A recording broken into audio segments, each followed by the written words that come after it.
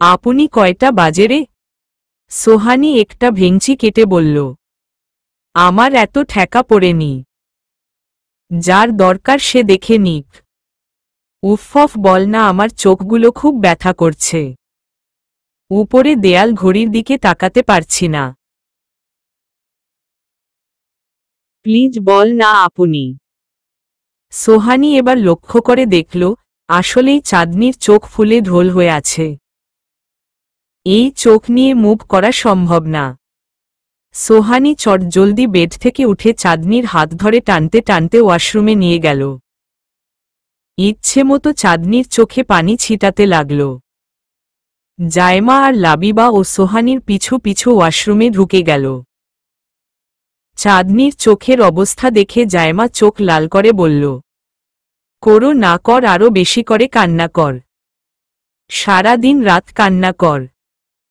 কেঁদে কেঁদে চোখ খারাপ করে দিচ্ছে। ইডিয়ট। চাঁদনি রাগে রাগে ফুঁসতে ফুঁসতে সোহানির দিকে তাকিয়ে জায়মাকে উদ্দেশ্য করে বলল, আপনি জাম্বুকে বল চুপ থাকতে। না হয় আমি ওকে টয়লেটে চুবাব।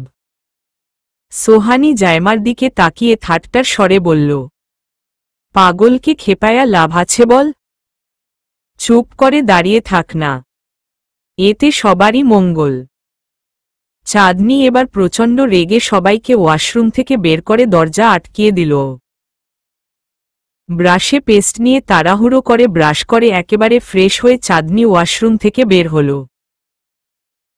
অনেকক্ষণ চোখে পানি ছিটানোর দরুন চাঁদনি এখন চোখ খুলতে পারছে, প্লাস চোখের ফোলাটা ও সামান্য কমেছে। টাওয়াল দিয়ে মুখ মুছতে মুছতে চাঁদনি দেয়াল ঘড়ির দিকে তাকিয়ে আহ করে এক চিৎকার দিল। ঘড়িতে সকাল 9:50।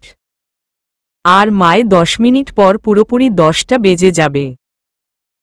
জায়মা আর লাবিবা হালকা কেঁপে উঠল। সোহানি বেড গুছাচ্ছিল।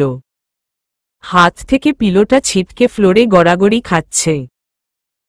সোহানি তেরে এসে যেই না চাঁদনির মাথায় গাড্ডা দিতে যাবে অমনি সামিয়া আহমেদ নাস্তা ট্রে নিয়ে রুমে ঢুকে পড়ল। সোহানি হাতটা নামিয়ে কিছুটা চেপে গেল। চাঁদনি এখনো ঘড়ির দিকে তাকিয়ে আছে।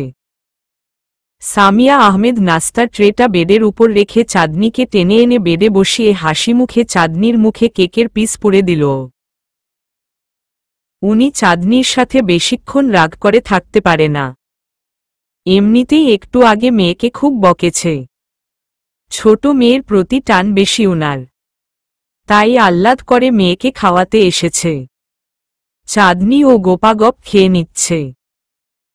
কাল রাতে খায়নি বলে দারুণ খিদে পেয়ে আছে তার। এর উপর হাতেও বেশি সময় নেই। তাড়াতাড়ি না খেলে আরও বেশি দেরি হয়ে যাবে। সে খুব ভালো করেই জানে না খেলে তার আম্মু তাকে কিছুতেই কলেজে ছাড়বে না। 2 পিস কেক খাওয়ার পর চাঁদনি পানি খেয়ে তাড়াহুড়ো করে কাবার্ডের কাছে চলে গেল।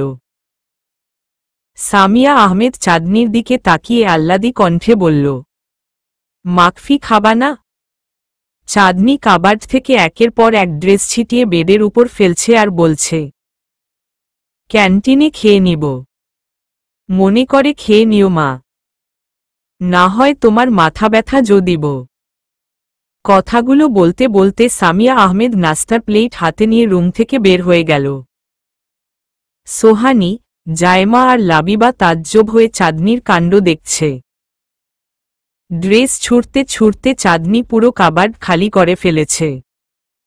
চাঁদনি কিছুটা শান্ত হয়ে বেডের উপর বসে ড্রেসগুলো এক এক করে হাতে নিয়ে কি যেন একটা ভাবছে। সোহানি এবার প্রচণ্ড রেগে চাঁদনির পাশে বসে দাঁত কিরমির করে বলল, সবগুলা ড্রেস গুছায়া যাবি, না হয় আজ তোর 12টা বাজাব। চাঁদনি কিছুটা বিরক্ত নিয়ে বলল, এই শর্ত সর, আমাকে একটু শান্তিতে ভাবতে দে। কি ভাবতে দিব? হ্যাঁ, কি ভাবতে দিব? নূর ভাইয়া আজ কোনো কালার শার্ট পরেছে সেটাই ভাবছি। আমার হিসেব অনুযায়ী নূর ভাইয়া আজ গাঢ় নীল কালার শার্ট পরবে, কারণ ওই দিন কাবার্ড গুছানোর সময় আমি গাঢ় নীল কালার শার্টটা সামনে রেখেছি। হাত দিলই পেয়ে যাবে। নিশ্চয়ই ওই অলস ছেলেটা সামনে রেখে পিছনে হাতড়াতে যাবে না। আমি বরং আজ গাঢ় নীল রঙের কামিজটা পরব। চাঁদনি কথা শুনে সবাই থ। মেয়েটা আসলেই পারে। চাঁদনি ড্রেসটা হাতে নিয়ে ওয়াশরুমে গিয়ে চেঞ্জও করে আসল গাঢ় নীল রঙে চাঁদনির চাঁদ মুখটা ফুটে আছে।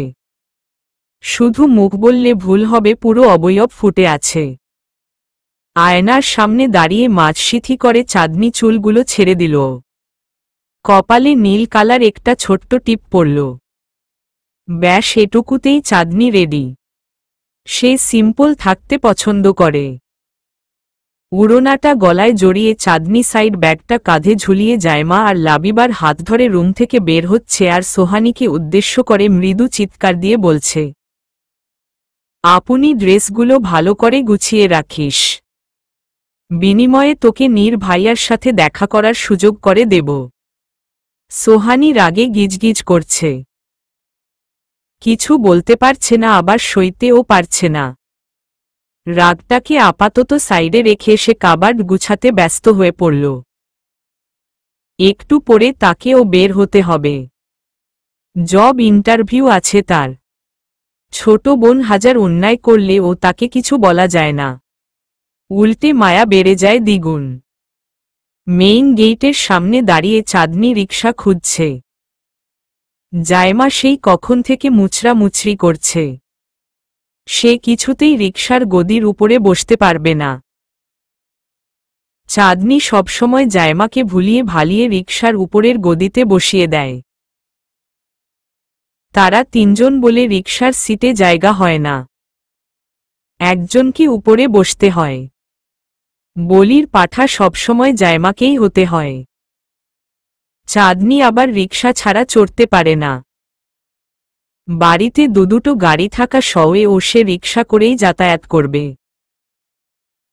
যার ফল ভোগ করতে হয় জায়মাকে। প্রায় 5 মিনিট দাঁড়ানোর পর একটা খালি রিকশা দেখা গেল। চাঁদনি রিকশাওয়ালাকে জোরে ডেকে বলল, মামা যাবেন ভার্সিটি? রিকশাওয়ালাটা গাড়ি ঘুরিয়ে এনে চাঁদনিদের সামনে দাঁড় করাল। চাঁদনি আর লাবিবা জায়মাকে টেনে টুনে রিকশার সিটের উপরে বসাতে নিলেই রিকশাওয়ালা এক ভ্রু উঁচু করে বলল, আফা আমনেরা তিনজন কি এক রিকশা তুটবেন? চাঁদনি কিছুটা বিরক্ত নিয়ে বলল, কেন, কোনো সমস্যা আছে আপনার? আমার নাতয়, আমার রিকশার আছে। দামরি দামরি 3 মাইয়া রিকশা তুটব।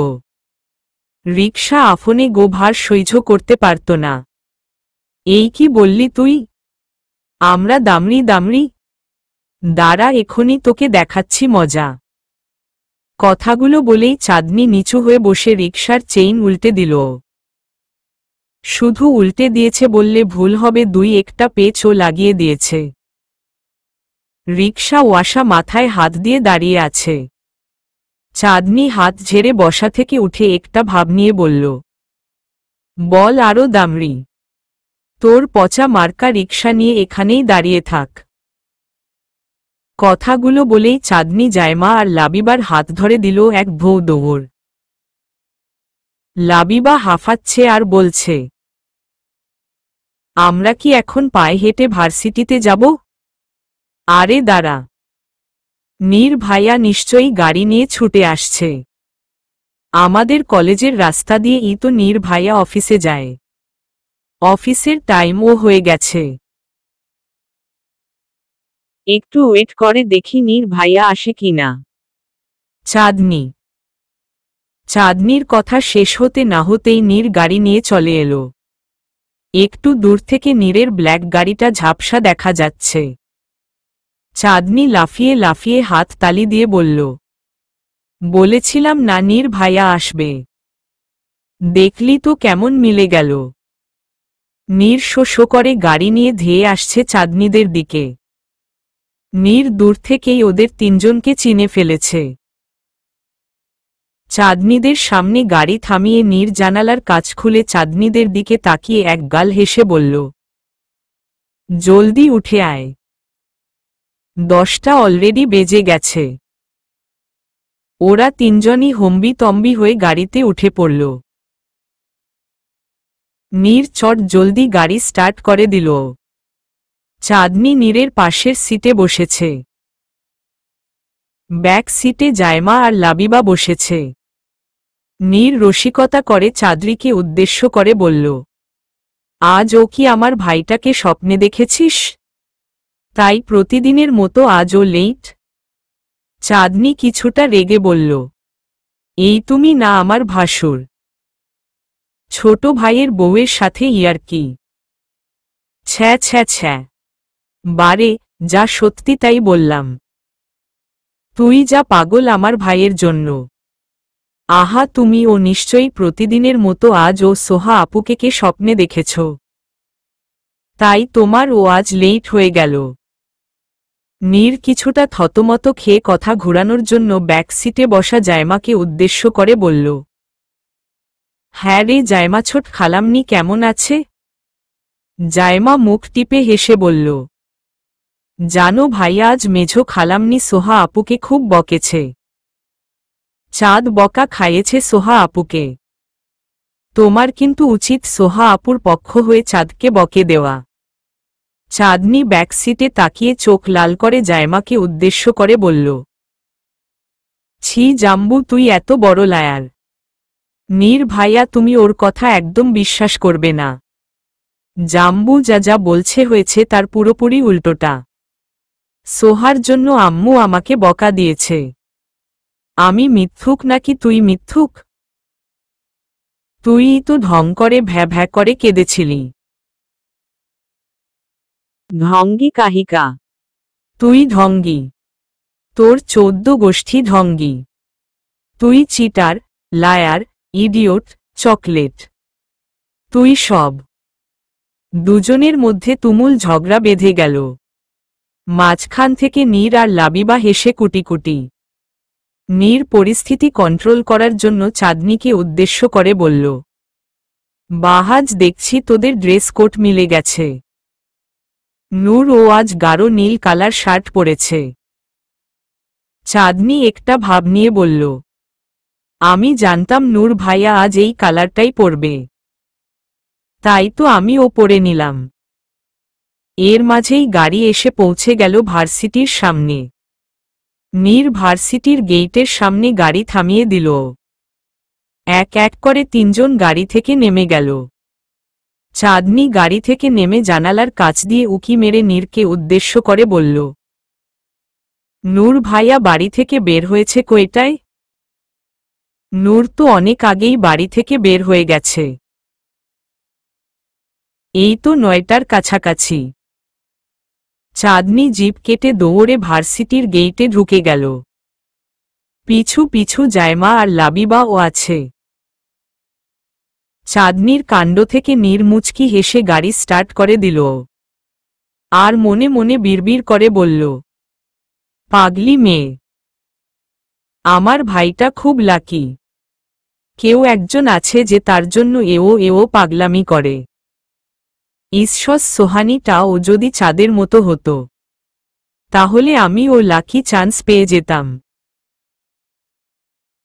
চাঁদনি দৌড়াতে দৌড়াতে ইংলিশ ফ্যাকাল্টির সিঁড়ি বেয়ে দুতলায় উঠে সোজা 201 নম্বর রুমে ঢুকে গেল। নূর, আয়মন আর হিমেল আপোসেট হয়ে বেনঞ্চে বসে আছে। 10:30টায় ওদের এক্সাম শুরু হবে। তিনজনই মাথা নিচু করে বসে আছে। শুধু তিনজন না, পুরো রুমের স্টুডেন্টেরা মাথা নিচু করে বসে আছে। কারোরই এক্সাম প্রিপারেশন নেই। অনেক চেষ্টা করে ও নূরের গ্যাং কোনো টিচারকে পটাতে পারল না। সবাই চাকরি হারানোর ভয় চেপে গেছে। নতুন প্রিন্সিপাল দারুণ কররা। খুব কঠিন রেস্ট্রিকশন উনার। এইবারের ইনকোর্স এক্সাম খুবই কড়াকড়ি ভাবে হবে। কোনো স্যাক্রিফাইস করা হবে না। তাই ক্লাসে সবাই হতাশ হয়ে মাথা নিচু করে বসে আসে। সবাইকে চুপচাপ থাকতে দেখে চাঁদনি ধীর পায়ে হেঁটে নূরদের বেঞ্চের সামনে দাঁড়াল। কারোরই সেদিকে মনোযোগ নেই। সবাই মন খারাপকে সঙ্গী করে নিয়েছে। চাঁদনি গলা ঝাঁকিয়ে ওদের তিনজনের দৃষ্টি আকর্ষণ করার চেষ্টা করছে। শেষ পর্যন্ত চাঁদনি সফল হয়েছে। আয়মন মুখ তুলে তাকিয়েছে চাঁদনির দিকে। চাঁদনি কিছুটা কৌতূহলী হয়ে আয়মনকে উদ্দেশ্য করে বলল, কি হয়েছে? তোরা সবাই এভাবে মাথা নিচু করে বসে আছিস কেন? হিমেল ও এবার চাঁদনির দিকে মুখ তুলে তাকাল। শুধু নূর বাধে। নূরের ভাব দেখে চাঁদনি নূরকে একটা ভেঙচি কেটে দিল। আয়মন মুখটা গোমরা করে বলল, একটু পরেই আমাদের ইনকোর্স এক্সাম, তাই সবার মুড অফ। চাঁদনি হু হা করে হেসে বলল, ফাইনাল এক্সামে ও তো স্টুডেন্টদের হাওয়া এতটা ফুস হয় না। সামান্য ইনকোর্স এক্সামে তোদের হাওয়া যতটা ফুস হচ্ছে। নূর এবার মুখ তুলে চাঁদনির দিকে তাকাল। নূরের কঠিন দৃষ্টি দেখেই চাঁদনি কয়েকটা শুকনো ঢোক একসাথে গিলে নিল।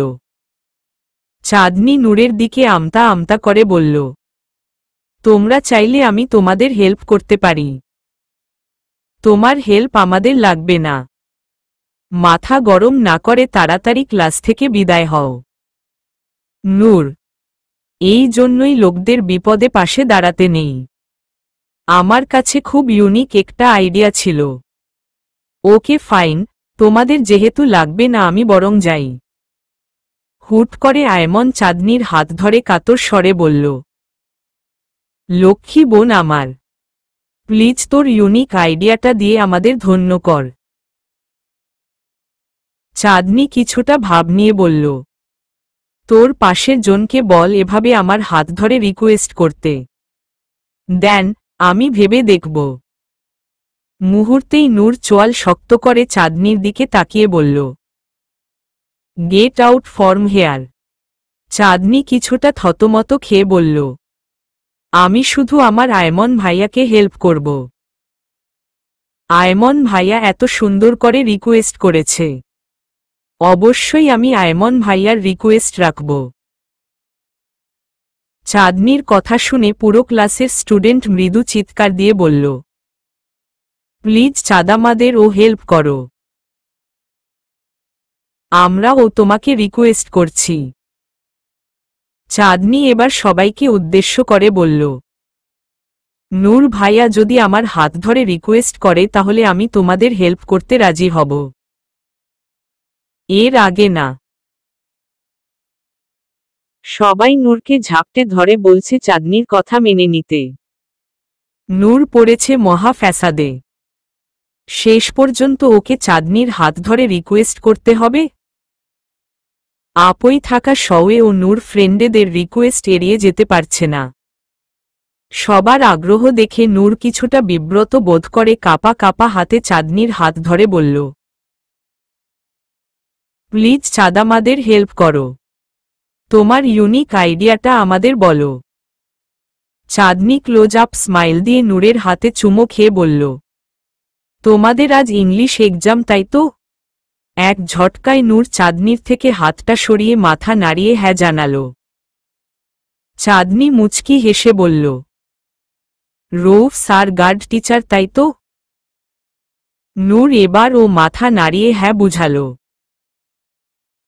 চাঁদনি কিছুটা সিরিয়াস হয়ে নূরকে উদ্দেশ্য করে বলল, স্যার যখন ক্লাসে ঢুকে প্রশ্ন দেওয়া শুরু করবে তখন তুমি একটা প্রশ্ন পেয়ে জানালা দিয়ে ছুঁড়ে মারবে। আমি নিচে দাঁড়িয়ে থাকব।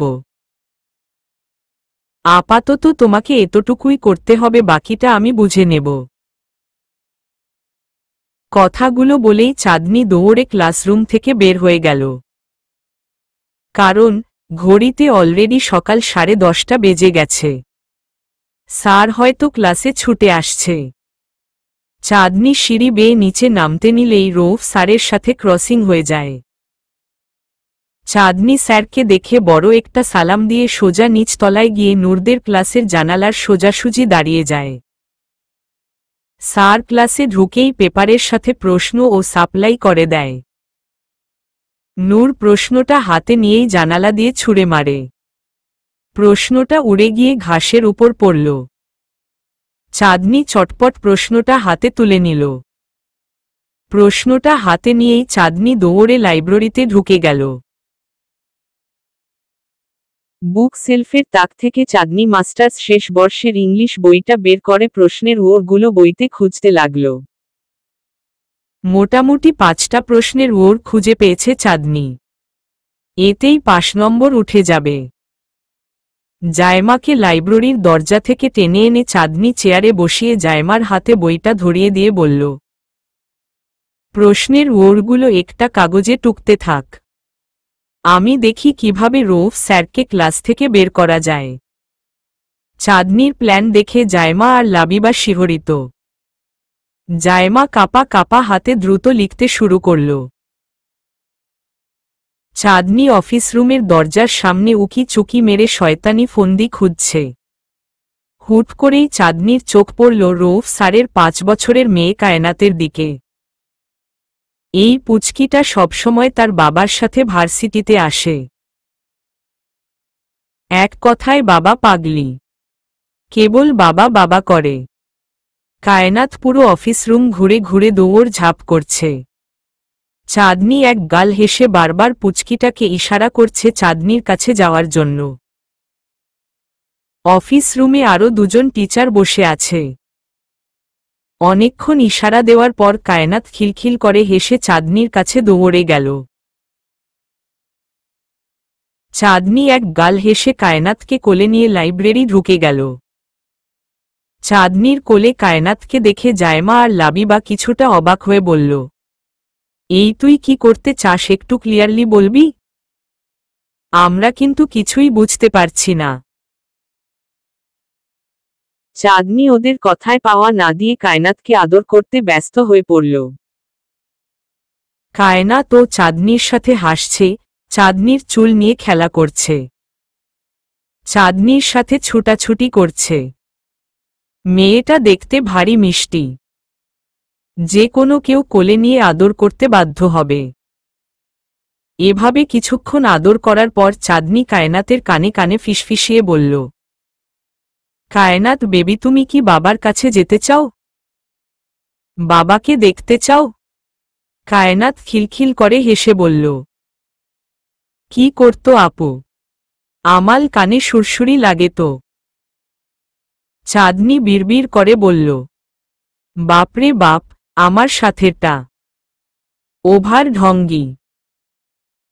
চাঁদনি আবার এক গাল হেসে কায়নাতের গাল টেনে আহ্লাদি কণ্ঠে বলল, ওলে বাবা লে আমাদের কায়নাত বেবির তো সুরসুরি ও আছে।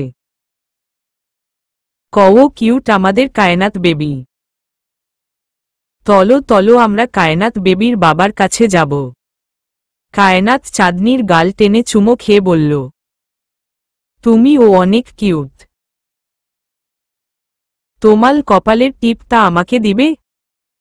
চাঁদনি বিড়বিড় করে আবার বলল, একও শখ। আমি আমার জামাইকে ইমপ্রেস করার জন্য টিপ পড়লাম, এখন নাকি সেই টিপ ওকে দিতে হবে।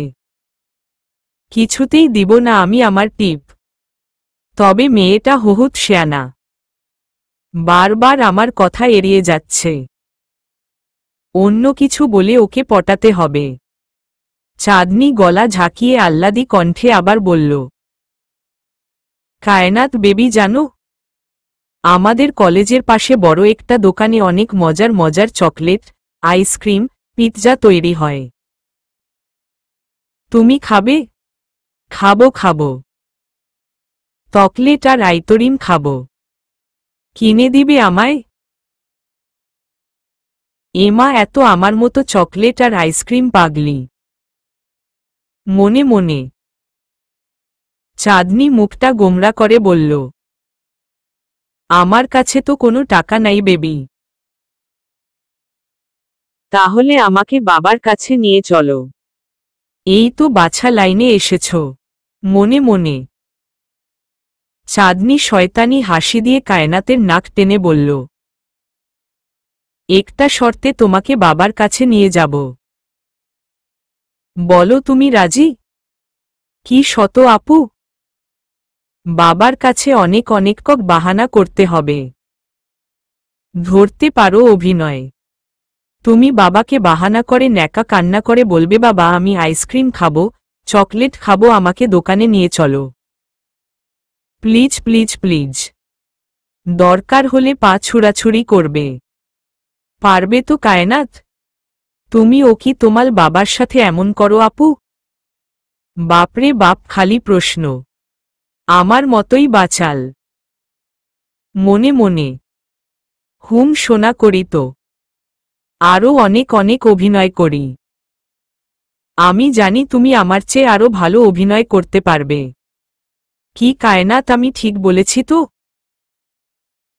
হুম, খুব পারব। তুমি পার্সড হয়ে দেখাবো। আও কি কিউট বেবি। চলো চলো, আমি এখনই তোমাকে নিয়ে যাচ্ছি তোমার বাবার কাছে। জায়মার হাত থেকে আনসার সিটটা নিয়ে চাঁদনি কায়নাতকে কোলে তুলে দুতলা বেয়ে নূরদের ক্লাসরুমের সামনে চলে গেল। বুকের ভেতর কোটি কোটি সাহস নিয়ে চাঁদনি সোজা ক্লাসরুমে ঢুকে গেল। চাঁদনির কোলে কায়নাতকে দেখে রৌফ স্যার কঠিন কণ্ঠে বলল, চাঁদ এটা এক্সাম হলো, কায়নাতকে নিয়ে এলো কেন? চাঁদনি দুঃখী দুঃখী মুখ করে বলল, স্যার কায়নাত খুব বায়না করছিল আপনার কাছে আসবে বলে, তাই বাধ্য হয়ে নিয়ে এলাম। ছোট বাচ্চা মায়া কাজ করছিল, তাই ওর আবদার ফেলতে পারিনি। সাথে সাথে কায়নাত ও অভিনয় শুরু করে ন্যাকা কান্না জুড়ে দিল। রৌফ স্যার দৌড়ে গিয়ে মেয়েকে কোলে নিল। এই ফাঁকে চাঁদনি আনসার সিটটা মুচড়ে নূরের গায়ে ছুঁড়ে মারল। নূর বেকুব হয়ে চাঁদনির দিকে তাকিয়ে আছে। শেষ পর্যন্ত এই মেয়ের চক্করে পড়ে নকল করতে হবে। এই অন্যায় করার চেয়ে তো পরীক্ষায় ফেইল করা ভালো। নূর পড়েছে মহা বিপাকে। আদৌ কি নকল করা ঠিক হবে?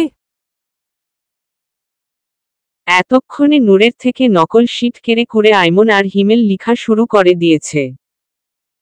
আয়মন আর হিমেলের থেকে দেখে দেখে পুরো ক্লাস কপি করছে। চাঁদনি চোখ রাঙিয়ে নূরের দিকে তাকিয়ে আছে। চাঁদনির দৃষ্টিতে স্পষ্ট লিখা আছে, তাড়াতাড়ি লিখা শুরু করো।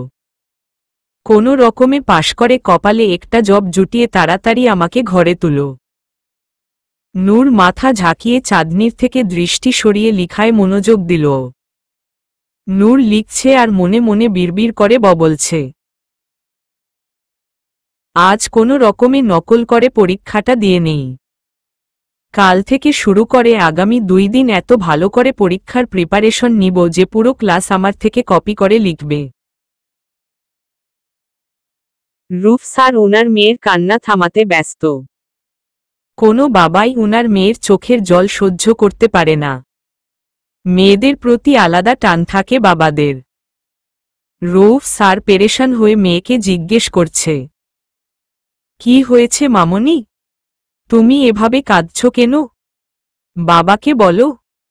কায়নাত 2 হাত দিয়ে দুচোখ কচলিয়ে ঠোঁট উল্টে বলল, বাবা আমি আইতরিম খাবো, সাথে চকলেটও খাবো। এখনই তুমি আমাকে দোকানে নিয়ে যাবে। রৌফ স্যার মন খারাপ করে বলল, মা এখন তো আমি দোকানে যেতে পারবো না। বাবা এখন খুব ব্যস্ত। ঘন্টা খানিক বাদে তোমাকে দোকানে নিয়ে যাব। অনেক অনেক চকলেট আর আইসক্রিম কিনে দেব। কেমন? কায়নাত পা ছুড়াছুড়ি করে বলল, না না না, আমার এক্ষুনি লাগবে। তুমি এক্ষুনি আমাকে দোকানে নিয়ে যাবে। চাঁদনি দাঁড়িয়ে দাঁড়িয়ে কায়নাতের অভিনয় দেখছে আর মনে মনে বলছে, আহা কি সুন্দর অভিনয়। আমিও বোধ হয় এত ভালো অভিনয় করতে পারি না। মেয়েটার ভবিষ্যৎ এলইডি লাইটের মতো উজ্জ্বল। আর একটু বড় হলে হয়তো একে নিয়ে অভিনয় জগতে টানা হেছড়া লেগে যাবে। হুট করে রৌফ স্যার মলিন হেসে চাঁদনির দিকে তাকিয়ে বলল, চাঁদ তুমি একটু মেয়েটাকে দোকানে নিয়ে যাবে? চাঁদনি শুকনো ঢোক গিলে আমতা আমতা করে বলল, না না না স্যার, আমার তো আবার ক্লাস আছে, খুব আর্জেন্ট ক্লাস। আমি বরং আসি স্যার। চাঁদনি আর 1 মিনিটও দাঁড়াল না। এক ছুটে লাইব্রেরি চলে এলো। জায়মা আর লাবিবা ধরা খাওয়ার ভয় অলরেডি কাঁপাকাঁপি শুরু করেছে। চাঁদনি লাইব্রেরিতে ঢুকেই জায়মার ব্যাগ থেকে ওয়াটার পট বের করে গড়গড় করে পুরো পট পানি শেষ করে নিল। লাবিবা কাঁপা কাঁপা কণ্ঠে বলল, নিশ্চয়ই ধরা খেয়ে এসেছিস। আল্লাহ গো, এবার কি হবে আমাদের? অলি গলিতে, চিপাচাপায়, বাড়িতে, গাড়িতে, কলেজে মুখ দেখাবো কি করে? চাঁদনি কিছুটা বিরক্তি নিয়ে বলল, এই চুপ কর। ওভার অ্যাক্টিংয়ের দোকান। চাঁদ কোনো মিশনেই হতাশ হয় না। ঠিক সফল হয়ে এসেছি, বাকিটা কায়রাত বুঝে নিবে। জায়মা উদ্বিগ্ন হয়ে বলল, কায়নাত যদি স্যারকে সত্যিটা বলে দেয়? বলবে না, সে ভেবেছে এটা অভিনয়। বাচ্চাদের যেটা বোঝানো হয় বাচ্চারা সেটাই বোঝে। সো টেনশনের কোনো কারণ নেই। আমরা বরং ক্লাসে যাই, একটা ক্লাস করে বের হয়ে যাব। চাঁদনি। কথাগুলো বলেই চাঁদনি লাইব্রেরি থেকে বের হয়ে গেল। চাঁদনির পিছু পিছু লাবিবা আর জায়মাও বের হয়ে ক্লাসে চলে গেল। তিনজনই পিছনের টেবিলে বসে ক্লাস টিচারের জন্য অপেক্ষা করতে লাগল। ওইদিকে রৌফ স্যার পড়েছে মহা ঝামেলায়। কায়নাত এক নাগারে কেঁদেই যাচ্ছে। ওর জন্য ঠিকভাবে গার্ড দেওয়া যাচ্ছে না। স্টুডেন্টদের দিকে ঠিকভাবে তাকানোও যাচ্ছে না। কায়নাতকে কোলে নিয়ে রৌফ স্যার পায়চারি করছে। সেই সুযোগে পুরো ক্লাস কপি করে খাতা ভরিয়ে ফেলছে। অনেকের তো আবার এক্সট্রা পেইজও লাগছে, বিশেষ করে আয়মন আর হিমেলের। নূর মনমরা হয়ে এক্সাম দিচ্ছে। অপরাধবোধ কাজ করছে ওর মধ্যে। নিজেকে কিছুটা নিচু স্তরের প্রাণী শিম্পাঞ্জজ্ঞীর মতো মনে হচ্ছে। নিজের বিবেকের সাথে না পেরে নূর কোনো রকমে 5 নম্বর তুলে খাতা জমা দিয়ে ক্লাসরুম থেকে বের হয়ে ক্যান্টিনে চলে গেল। চাঁদনি ক্লাসরুম থেকে সব দেখছে। নূরের বিষণ্ণ মুখটা দেখে চাঁদনির মনটাও খারাপ হয়ে গেল। তাই সে ওয়াশরুমে যাওয়ার বাহানা করে নূরের পিছু পিছু ক্যান্টিনে চলে এলো। নূর 1 কাপ কফির অর্ডার করে মাথা নিচু করে টেবিলে বসে পড়ল। চাঁদনি ও কফির অর্ডার দিয়ে নূরের সামনাসামনি টেবিলে বসে গলা ঝাঁকিয়ে বলল, এক্সাম কেমন হয়েছে? চাঁদনির ভয়েস শুনে নূর কিছুটা বিরক্ত হয়ে টেবিল ছেড়ে উঠতে নিলেই চাঁদনি নূরের হাত ধরে ফেলল। নূর কঠিন দৃষ্টিতে চাঁদনির দিকে তাকাল।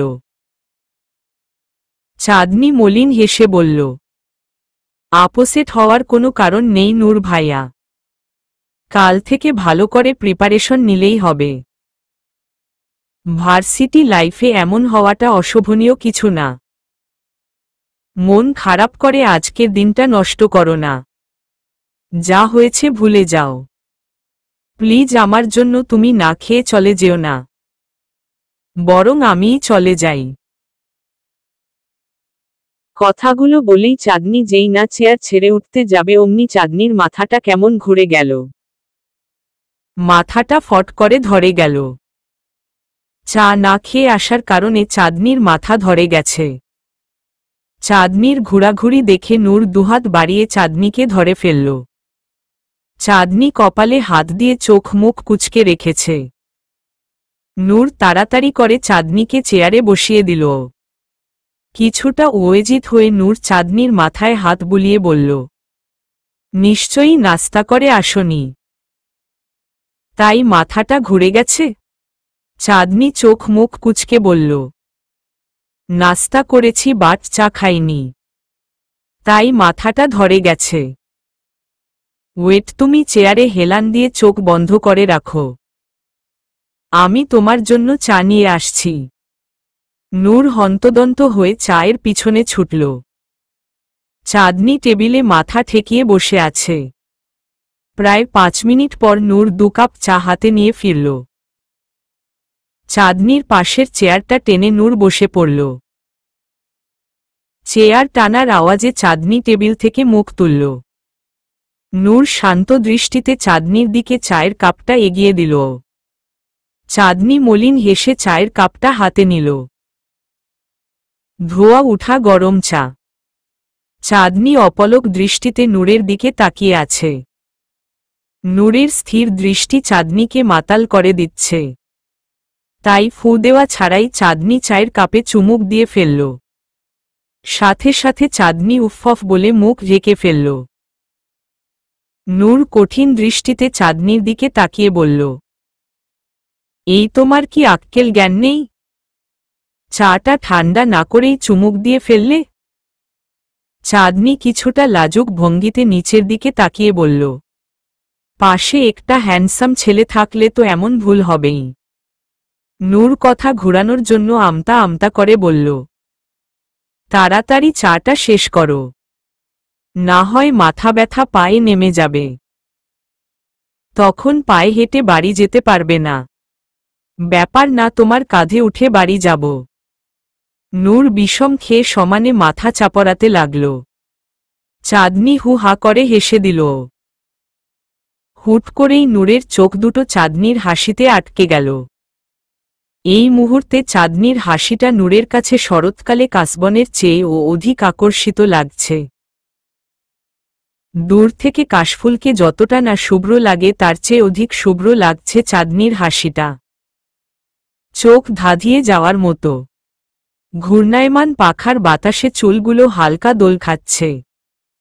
হাসির ঝংকারে চোখ দুটো ছোট ছোট হয়ে আছে। কপালটা একটু কুঁচকে আছে। ছোট্ট নীল টিপটা ও কেমন নেচে নেচে উঠছে। কানের দুলগুলো নড়ছে। সব ঠিক আছে, তবে একটা জিনিস মিসিং আছে। চোখে হালকা কাজল পরলে হয়তো অধিক সুন্দর লাগত। তাকে কি বলা উচিত? কাল থেকে কাজল পরে এসো। কাজল পরলে একটা সুবিধে আছে। চোখের নিচ থেকে কাজল তুলে কানের পিছনে গুজে দেওয়া যায়, যাকে বলে নজর এড়ানো। এই মুহূর্তে আমার তাই করতে মন চাইছে। কেন মন চাইছে আই ডোন্ট নো, বাট মন চাইছে। নূরের এতক্ষণে চাঁদনির ড্রেসের দিকে নজর পড়ল। নূর চাঁদনির থেকে চোখ সরিয়ে নিজের দিকে তাকাল। দুজনেরই ড্রেস আপ সেইম। নূর নিজেই নিজেকে প্রশ্ন করছে, এটা কি আদৌ কাকতালীয় নাকি ইচ্ছাকৃত?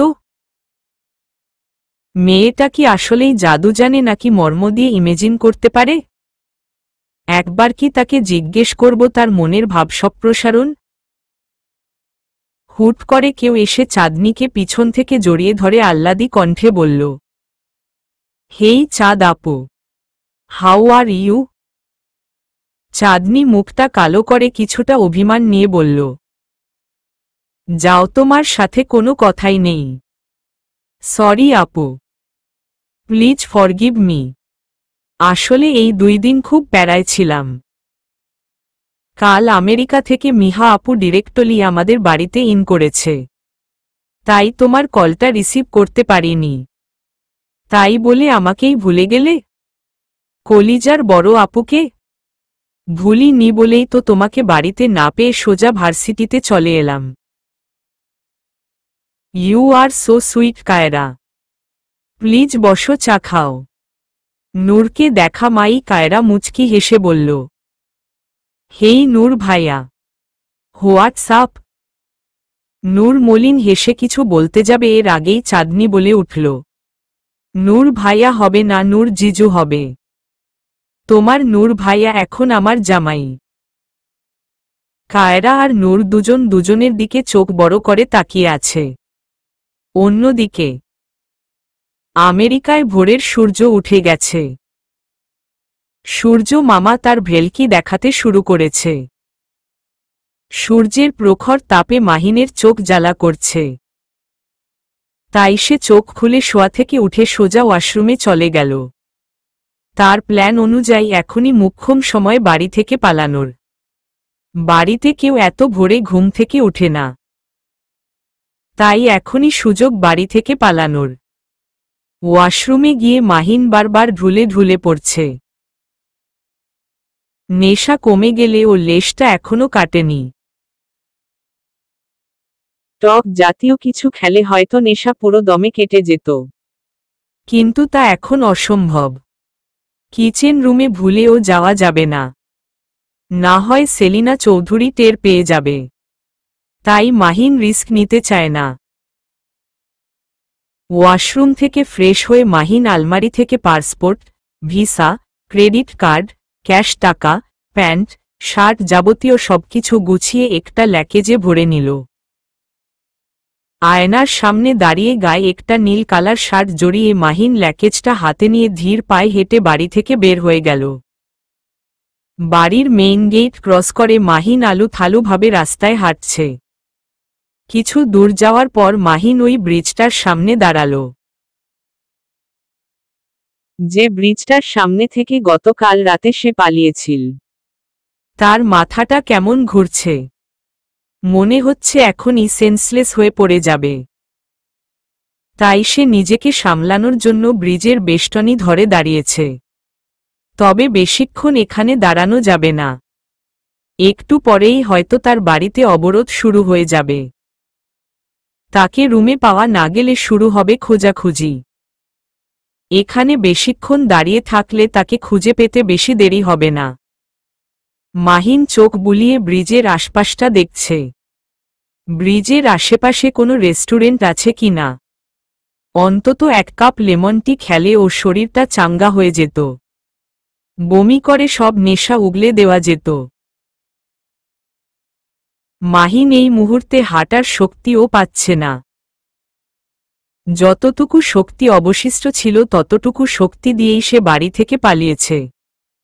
এখান এক পাও মুভ করার শক্তি নেই তার। সাদমান আর নাতাশা ভোর হওয়ার সাথে সাথেই মর্নিং ওয়াকে বের হয়ে গেছে।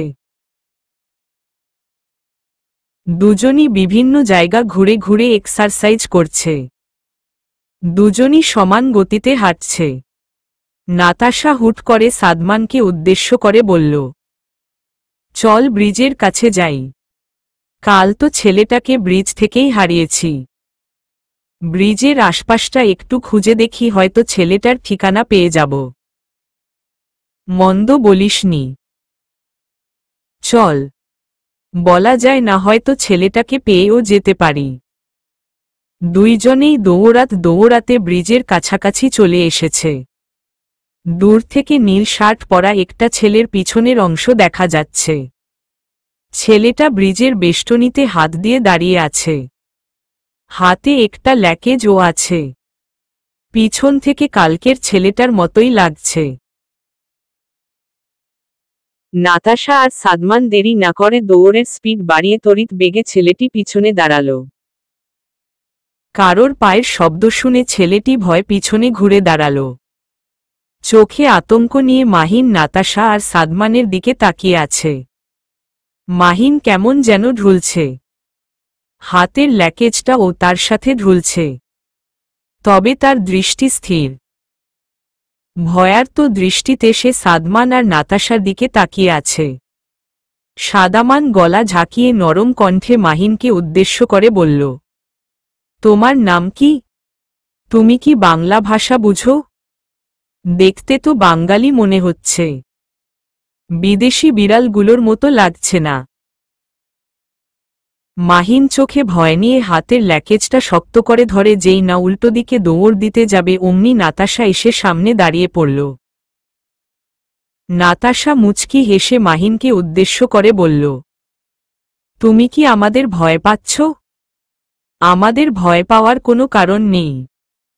আমরা তোমার সাথে জাস্ট কথা বলতে এসেছি। কথা বলেই চলে যাব। তুমি আমাদের সাথে নির্ভয়ে কথা বলতে পারো। তোমার কোনো ক্ষতি করব না। মাহিন ঢুলুঢুলু চোখে নাতাশার দিকে তাকিয়ে আছে। মাহিনের অবস্থা দেখে সাদমান বুঝে গেছে নেশার লেশ এখনো কাটেনি। তাই সে দুলে দুলে পড়ে যাচ্ছে।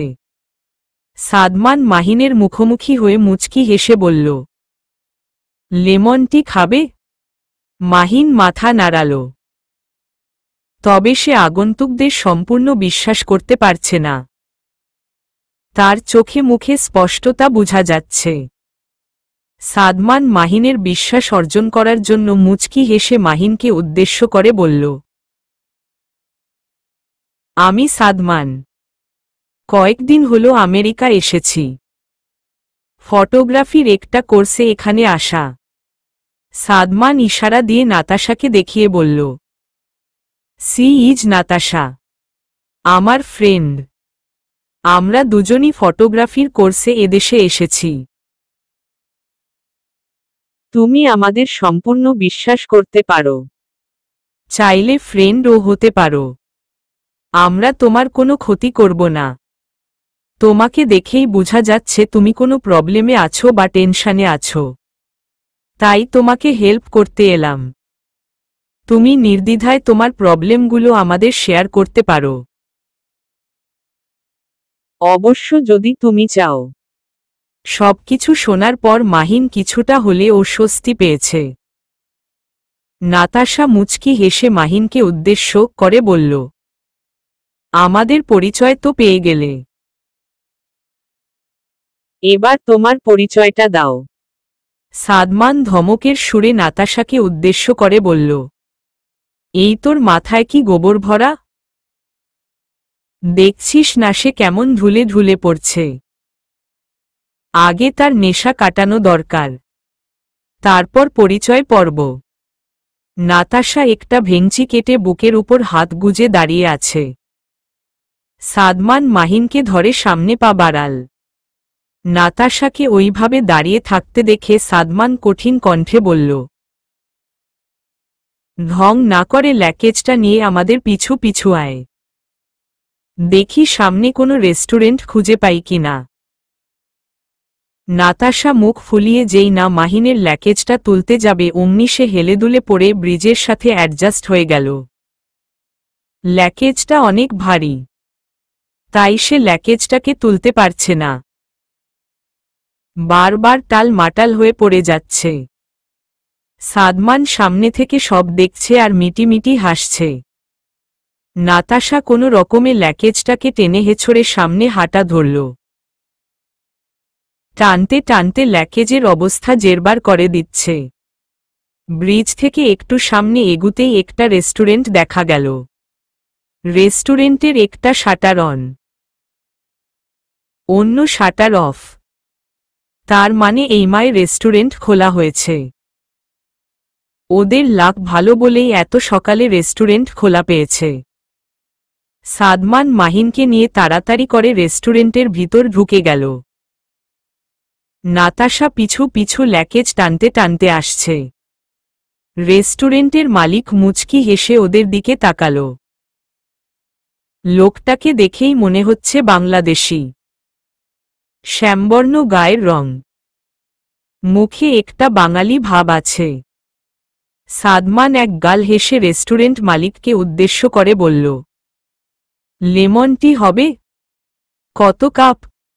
1 কাপ হলেই হবে। আর কিছু? না, ধন্যবাদ। রেস্টুরেন্ট মালিক মুচকি হেসে চলে গেল। নাতাশা অনেক কষ্টে ল্যাকেজ টানতে টানতে রেস্টুরেন্টের ভিতর ঢুকল। মাহিন কিছুক্ষণ পর পর দুইজনের দিকে তাকাচ্ছে। ওরা কি আদৌ বিশ্বাসযোগ্য সেটাই সে মনোযোগ দিয়ে ভাবছে। প্রায় 10 মিনিট পর মাঝবয়সী একটা ছেলে লেমন টি নিয়ে হাজির হয়ে গেল। সাদমান চট জলদি চায়ের কাপটা মাহিনের হাতে তুলে দিল। মাহিন গড়গড় করে পুরো কাপ চা ভ্যানিশ করে ফেলল। সাথে সাথেই মাহিনের উল্টানি শুরু হল। সাদমান মাহিনকে টেনে নিয়ে ওয়াশরুমে ঢুকিয়ে দিল। মাহিন ওয়াশরুমের বেসিনে গড়গড় করে বমি করে ভিতরের সব উগলে দিল। সাদমান আর নাতাশা ওয়াশরুমের বাইরে ওয়েট করছে। বমি পর্ব শেষে মাহিন চোখে মুখে পানি ছিটাতে থাকে। তার শরীরটা এতক্ষণে ঠিক লাগছে। নেশা পুরোপুরি কেটে গেছে। সবকিছু স্বাভাবিক লাগছে। মাহিন আয়নার দিকে তাকিয়ে নিজের প্রতিচ্ছবির সাথে মিনমিন করে বলছে, আমার কি ওই দুজনকে বিশ্বাস করা উচিত, নাকি ওদের চোখে ফাঁকি দিয়ে পালানো উচিত? হতেও তো পারে ওরা আমার ড্যাডের লোক, আমাকে ফুসলিয়ে ফাসলিয়ে দেশের বাইরে যাওয়া আটকে দিবে। না, তা কিছুতেই হতে পারে না। যে কোনো মূল্যেই হোক আজ আমি এই দেশ ছেড়ে পালাবই। সুযোগ বুঝে ওদের চোখে ধুলো দিয়ে পালাতে হবে। অনেক ভাবনা চিন্তার পর মাহিন ওয়াশরুমের দরজা খুলে বাইরে বের হয়ে এলো। সাদমান আর নাতাশা মুচকি হেসে মাহিনের দিকে তাকিয়ে আছে। মাহিন মলিন হেসে ওদের দুইজনকে উদ্দেশ্য করে বলল, থ্যাঙ্কস অ্যা লট। আপনারা আমার অনেক উপকার করলেন। আপনাদের উপকার আমি কখনো ভুলতে পারবো না। যদি কখনো সুযোগ হয় আমিও চেষ্টা করব আপনাদের উপকার করতে। এখন আমাকে যেতে হবে, খুব ইমার্জেন্সি। ভালো থাকবেন আপনারা, বাই বাই। মাহিন এক টানা কথাগুলো বলে ওদের দুইজনের পাশ কাটিয়ে ল্যাকেজটা হাতে নিয়ে দ্রুত পায়ে হেঁটে রেস্টুরেন্ট থেকে বের হয়ে গেল। সাদমান আর নাতাশা বেকুব হয়ে দাঁড়িয়ে আছে। হুট করে সাদমান নাতাশার হাত ধরে দিল এক ভৌ দৌড়। দৌড়ের বেগে ওরা দুজনই রেস্টুরেন্ট থেকে বের হয়ে গেল। সাদমান আবার কি মনে করে রেস্টুরেন্টে ঢুকে 20 টাকার একটা নোট রেস্টুরেন্ট মালিকের হাতে গুজে দিয়ে নাতাশাকে নিয়ে আবার ছুটল। কিছুক্ষণ দৌড়ানোর পর মাহিন একটা খালি ক্যাব দেখতে পেল। ক্যাবটাকে থামিয়ে মাহিন ক্যাবের ভিতর ঢুকে গেল। ড্রাইভারকে উদ্দেশ্য করে মাহিন চেঁচিয়ে বলল, I'll go to the airport, hurry up, the car can't be stopped anyway. Airport যাব, তাড়াতাড়ি চলুন, গাড়ি কোথাও থামানো যাবে না। ড্রাইভার মাথা নাড়িয়ে হ্যাঁ বুঝিয়ে খুব স্পিডে গাড়ি ছেড়ে দিল। সাদমান আর নাতাশা মাথায় হাত দিয়ে দাঁড়িয়ে পড়ল। মাহিন এত হন্তদন্ত হয়ে ঠিক কোথায় যাচ্ছে ওরা বুঝতে পারছে না। চুপচাপ এভাবে হাত গুটিয়ে দাঁড়িয়ে থাকাটা ঠিক হবে না। তাই তারা ও খালি একটা ক্যাব বুক করে মাহিনের গাড়িটাকে ফলো করতে লাগল।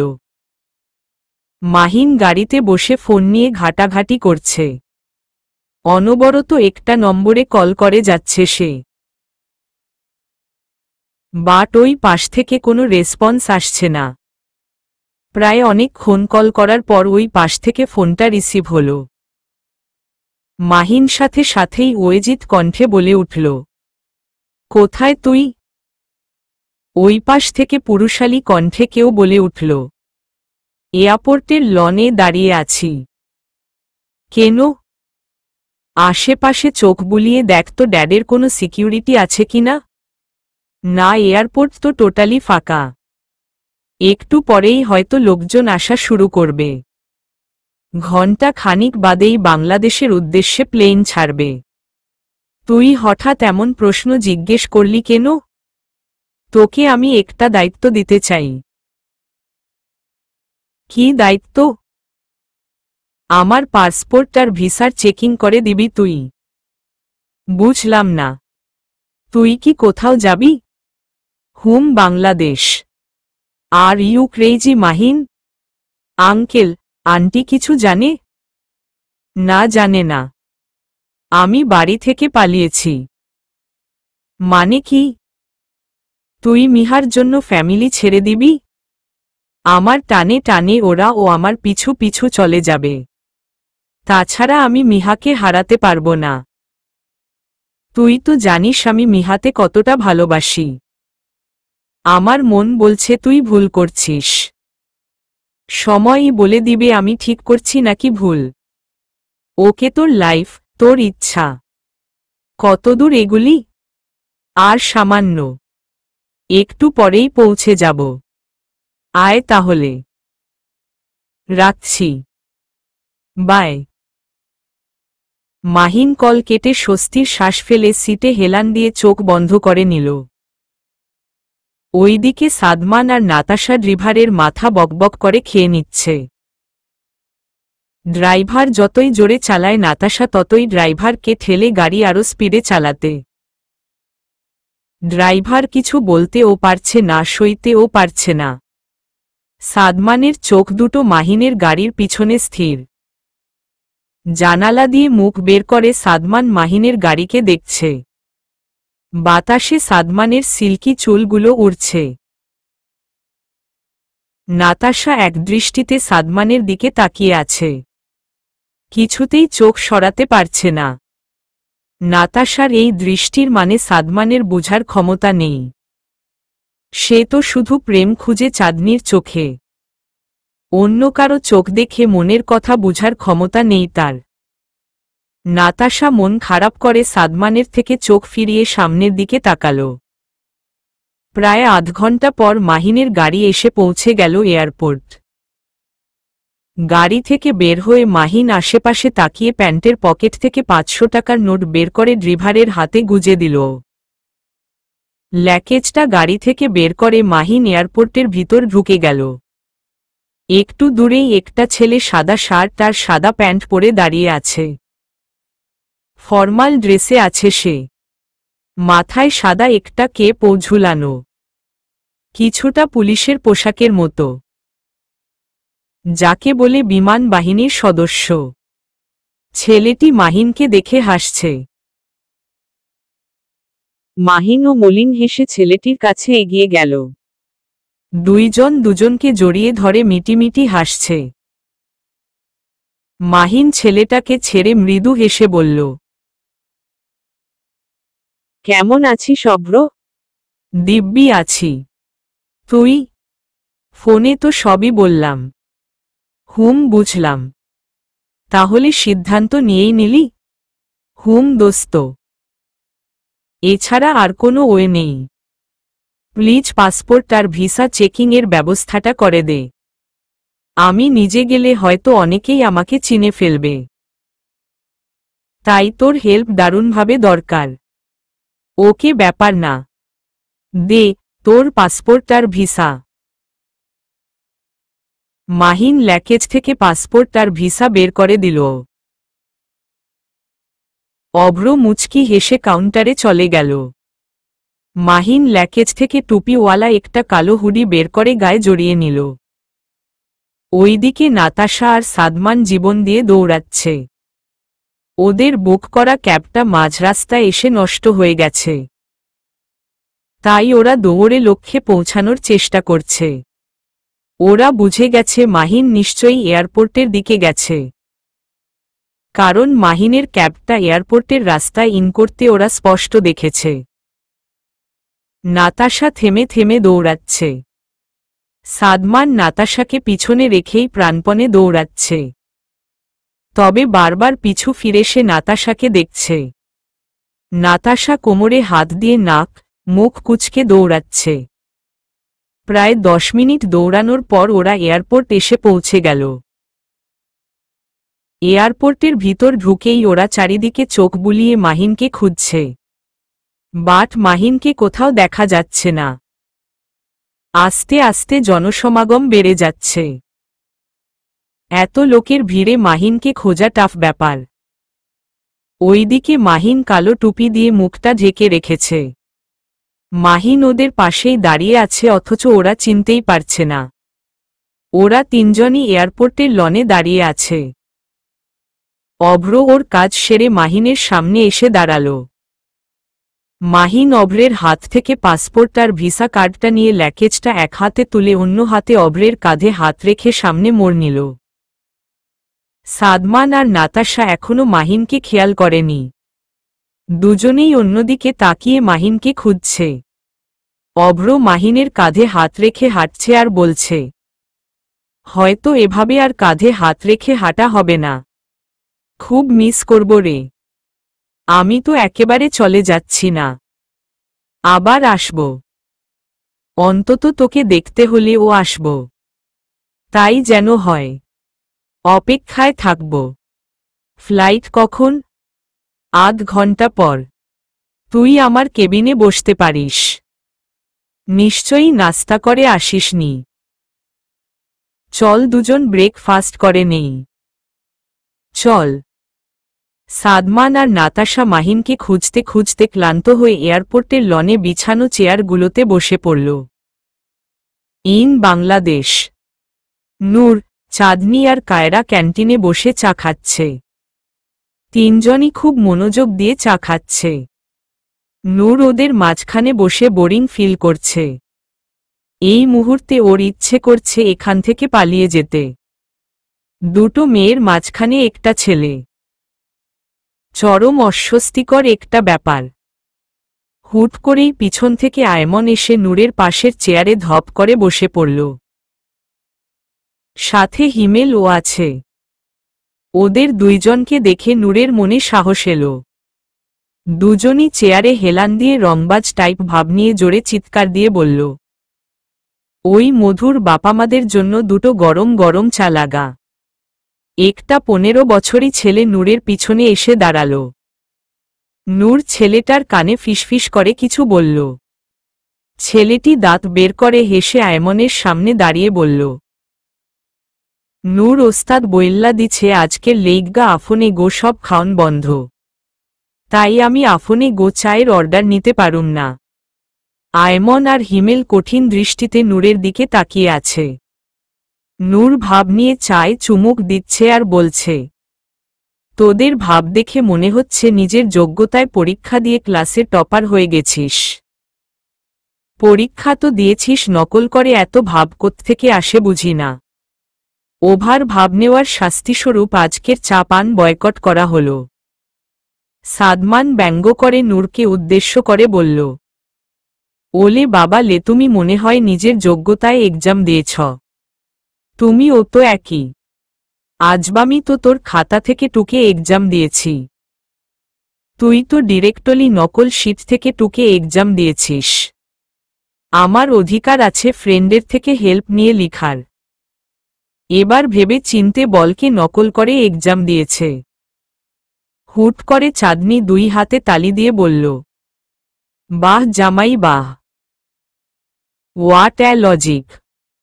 নূর কলারটা উঁচু করে ভাব নিয়ে আয়মনকে উদ্দেশ্য করে বলল, একটু দাঁড়া তো। হোয়াট? আরে দাঁড়া না। আয়মন সোজা হয়ে দাঁড়িয়ে পড়ল। নূর টেরি স্মাইল দিয়ে বলল, এবার চোখ বন্ধ করে বসে পড়, তোর জন্য সারপ্রাইজ আছে। আয়মন 32 পাটি বের করে বলল, আসলেই? আসলেই। বসো বসো, তাড়াতাড়ি বসো। আয়মন চোখ বন্ধ করে চেয়ারে বসে পড়ল। উপস্থিত সবাই ভেবেছে নূর হয়তো চেয়ার টান দিয়ে আয়মনকে নিচে ফেলে দিবে, কিন্তু না তো হলো না। তাহলে হলোটা কি? সবাই বেকুব হয়ে নূরের দিকে তাকিয়ে আছে। নূর শান্ত ভঙ্গিতে চায়ের কাপে চুমুক দিচ্ছে। আয়মন চোখ খুলে পুরো টেবিলটা চোখ বুলিয়ে ও কিছু দেখল না। সারপ্রাইজ কিছু থাকলে তো টেবিলেই থাকত, কিন্তু না, টেবিলে তো কিছুই নেই। আয়মন নিচে উপরে সব জায়গায় তন্ন তন্ন করে সারপ্রাইজ খুঁজছে। চা খাওয়া শেষে নূর থুথু ফেলার জন্য বসা থেকে উঠে ক্যান্টিন থেকে বের হওয়ার সাথে সাথেই ভার্সিটির পিয়ন এসে নূরের সামনে দাঁড়াল। উনি একগাল হেসে নূরের কাঁধে হাত রেখে বলল, নূর বাবা, তোমাকে প্রিন্সিপাল স্যার ডাকছে। নূর থুথুটা এক ঢোকে গিলে কাঠ হয়ে যাওয়া গলাটাকে ভিজিয়ে মনে মনে বিড়বিড় করে বলল, ও সিট, প্রিন্সিপাল স্যার কি ধরে ফেলল নকলের ব্যাপারটা? তাহলে কি আমাদের ক্লাসে সিসি ক্যামেরা ফিট করা আছে? কই, কখনো তো চোখে পড়েনি। হয়তো নতুন প্রিন্সিপালের কার সাজি এটা। হায় হায়, এবার কি হবে? স্যার, নিশ্চয়ই আব্বুর কানে ও খবরটা দিয়ে দিয়েছি। আব তেরা কেয়া হোগা নূর। সব দোষ ওই চাঁদের। মেয়েটার জন্য আমার হোল লাইফ শেষ। নূরের মৌনতা দেখে পিয়ন কিছুটা চিন্তিত কণ্ঠে বলল, কি হয়েছে বাবা? এভাবে চুপ হয়ে আছো কেন? চলো। নূর গলা ঝাঁকিয়ে আমতা আমতা করে বলল, প্রিন্সিপাল স্যার কেন ডেকেছে, এই ব্যাপারে তুমি কিছু জানো? গুড নিউজ আছে। কি গুড নিউজ? গতবারের মতো এবারও বসন্ত উৎসবের দায়িত্ব তোমাকে দেওয়া হয়েছে। এই বিষয়ে আলোচনা করার জন্যই স্যার তোমাকে ডেকেছে। নূর বুকে হাত দিয়ে চোখ বন্ধ করে একটা স্বস্তির শ্বাস ফেলল। আর মনে মনে বলল, বাপরে বাপ, জোর বাঁচা বেঁচে গেলাম। দারুণ ভয় পেয়েছিলাম। আজ যদি আমার ধারণা ভুল হতো চাঁদের ঘণ্টা বাজিয়ে দিতাম। ধূর্ত মেয়ে কোথাকার। নূর মৃদু হেসে পিয়নের কাঁধে হাত রেখে যেই না কিছু বলতে যাবে তার আগেই পিছন থেকে 5 জন ছেলে এসে নূরকে উদ্দেশ্য করে অট্ট হাসি দিয়ে বলল, স্যারদের ভালোই হাতিয়ে নিয়েছিস। যে কোনো ব্যাপারে স্যাররা কেবল তোকেই খুঁজে। মাসিক কত করে বেতন দিস স্যারদের? নিশ্চয়ই মোটা অঙ্কের টাকা হাতে ধরিয়ে দিস। নূর চোয়াল শক্ত করে হাতজোড়া মুষ্টিবদ্ধ করে যেই না ছেলেগুলোর সামনে এগিয়ে যাবে এর আগেই পিয়ন এসে নূরের হাত টেনে ক্যান্টিনের ভিতর ঢুকিয়ে দিল। ওই 5 জন ছেলে হু হা করে হেসে দিল। নূর রাগে গিজগিজ করছে। চাঁদনিরা কেউ এখনো ব্যাপারটা খেয়াল করেনি। ওরা নিজেদের মধ্যে কথাবার্তা আর হাসাহাসি নিয়ে ব্যস্ত। পিয়নটা নূরের পিঠে হাত বুলিয়ে সান্ত্বনা দিয়ে বলল, কুকুর মানুষকে কামড়াবেই। তাই বলে কি তুমি ও কুকুরকে কামড়াবে? কুকুরের ধর্মই হল মানুষের হাঁটু পর্যন্ত কামড়ানো। ওরা সেই নিকৃষ্ট কুকুরের কাতারেই পড়ে। ওদের হিংসে হয় বলে তোমাকে বারবার খেপায়। তাই ওদের থেকে ডিস্টেন্স মেনটেইন করে চলতে হবে। রাগটাকে ঝেড়ে শান্ত হয়ে আমার সাথে চলো। নূর সামনের চুলগুলো টেনে ঠোঁট কামড়ে নিজেকে শান্ত করছে। নিজেকে কোনোরকম শান্ত করে নূর চাঁদনিদের টেবিলের সামনে দাঁড়াল। গলা ঝাঁকিয়ে নূর হিমেলকে উদ্দেশ্য করে বলল, হিমেল উঠে আয়। আমার সাথে চল। হিমেল মাথা নাড়িয়ে সম্মতি জানিয়ে নূরের পিছু হাঁটা ধরল। চাঁদনি পেছনে থেকে নূরকে ডেকে বলল, কোথায় যাচ্ছ? প্রিন্সিপাল রুমে। কথাটা শুনেই আয়মন যেই না বসা থেকে উঠতে যাবে অমনি সে ফ্যাবিকলের আঠার মতো চেয়ারের সাথে ফিক্সড হয়ে গেল। অনেক চেষ্টা করে ও সে বসা থেকে উঠতে পারছে না। আয়মন চোয়াল শক্ত করে মৃদু চিৎকার দিয়ে বলল, নূরের বাচ্চাই ছিল তোর সারপ্রাইজ। নূর পিছু ঘুরে মলিন হেসে বলল, তুই বরং এখানেই বসে থাক। লাবিবা এসে তোকে উদ্ধার করবে। খুব ভাব নেওয়ার স্বভাব তোর। তাই এই শাস্তিটা তোর প্রাপ্য। কথাগুলো বলেই নূর সামনে হাঁটা ধরল। চাঁদনি আর কায়রা আয়মনের অবস্থা দেখে মিটিমিটি হাসছে। আয়মন চেয়ারের সাথে খুব ধস্তাধস্তি করছে নিজেকে ছাড়ানোর জন্য। চোখ মুখ লাল করে আয়মন দাঁত গিজগিজ করে বলল, এই শালায় ফেবিকল পাইল কই? পিছন থেকে পিচ্ছি ছেলেটা দাঁত বের করে বলল, আমি পিছন থেইক্কা সাপ্লাই করছি। আয়মন চোয়াল শক্ত করে ছেলেটির দিকে তাকাল। ছেলেটা খিলখিল করে হাসতে হাসতে লাগালো এক ভৌ দৌড়। হুট করেই ওই সময়ের 5 জন ছেলে ক্যান্টিনে ঢুকে পড়ল। চাঁদনিদের পাশের টেবিলটাতেই ওরা বসেছে। এই 5 জন হল নূরের ক্লাসমেট। অলওয়েজ নূরের পিছনে লেগে থাকে। শুধু নূর বললে ভুল হবে, আয়মন আর হিমেলের পিছনেও লাগে। নূরকে সব টিচাররাই স্নেহ করে, কারণ নূর সব দিক থেকেই পারফেক্ট। ভার্সিটি রাজনীতি থেকে শুরু করে পড়ালেখা, কারিকুলাম অ্যাক্টিভিটিজ সবকিছুতেই নূর এগিয়ে। তাই টিচাররা যে কোনো প্রোগ্রামেই নূরকে দায়িত্ব দেয়। এই নিয়ে ওদের 5 জনের খুব জ্বলন। ওরা চায় ভার্সিটির দায়িত্ব নিজেরা নিতে, কিন্তু না, টিচাররা কোনো বিষয়েই ওদের জোড়ায় না। কারণ ওরা মাস্তান টাইপ ছেলে। ওদের 5 জনকে দেখেই আয়মনের রাগী মুখটা আরো লাল হয়ে গেল। সে জানে ওরা যেহেতু এখানে এসেছে একটা না একটা ক্যাচাল করবেই। ছেলেগুলোর মধ্যে একটা ছেলে শুধু চাঁদনির দিকে তাকাচ্ছে। ছেলেটার দৃষ্টি খুবই খারাপ। চাঁদনির ওই দিকে খেয়াল নেই। সে হেসে হেসে কায়রার সাথে কথা বলছে। যে ছেলেটা চাঁদনির দিকে তাকাচ্ছে ওই ছেলেটাই আয়মনের দিকে তাকিয়ে শয়তানি হাসি দিয়ে মৃদু চিৎকার করে বলল, কি রে শালা, তুই এখানে বসে বসে কি করছিস? তোদের দলের মেইন কুয়া তো ঘেউ ঘেউ করতে করতে প্রিন্সিপালের রুমে চলে গেল। তোর ও তো উচিত পাতি কুয়া হিসেবে লেজ নাড়াতে নাড়াতে মেইন কুয়াকে ফলো করা। আয়মন চোয়াল শক্ত করে হাত মুষ্টিবদ্ধ করে টেবিলে জোরে সরে একটা ঘুষি দিয়ে মৃদু চিৎকার দিয়ে বলল, মাদার, শুধু মায়ে চেয়ারে আটকে আছি বলে বেঁচে গেলি, না হয় এখনই তোর নাক ফাটিয়ে রক্তের বন্যা বইয়ে দিতাম।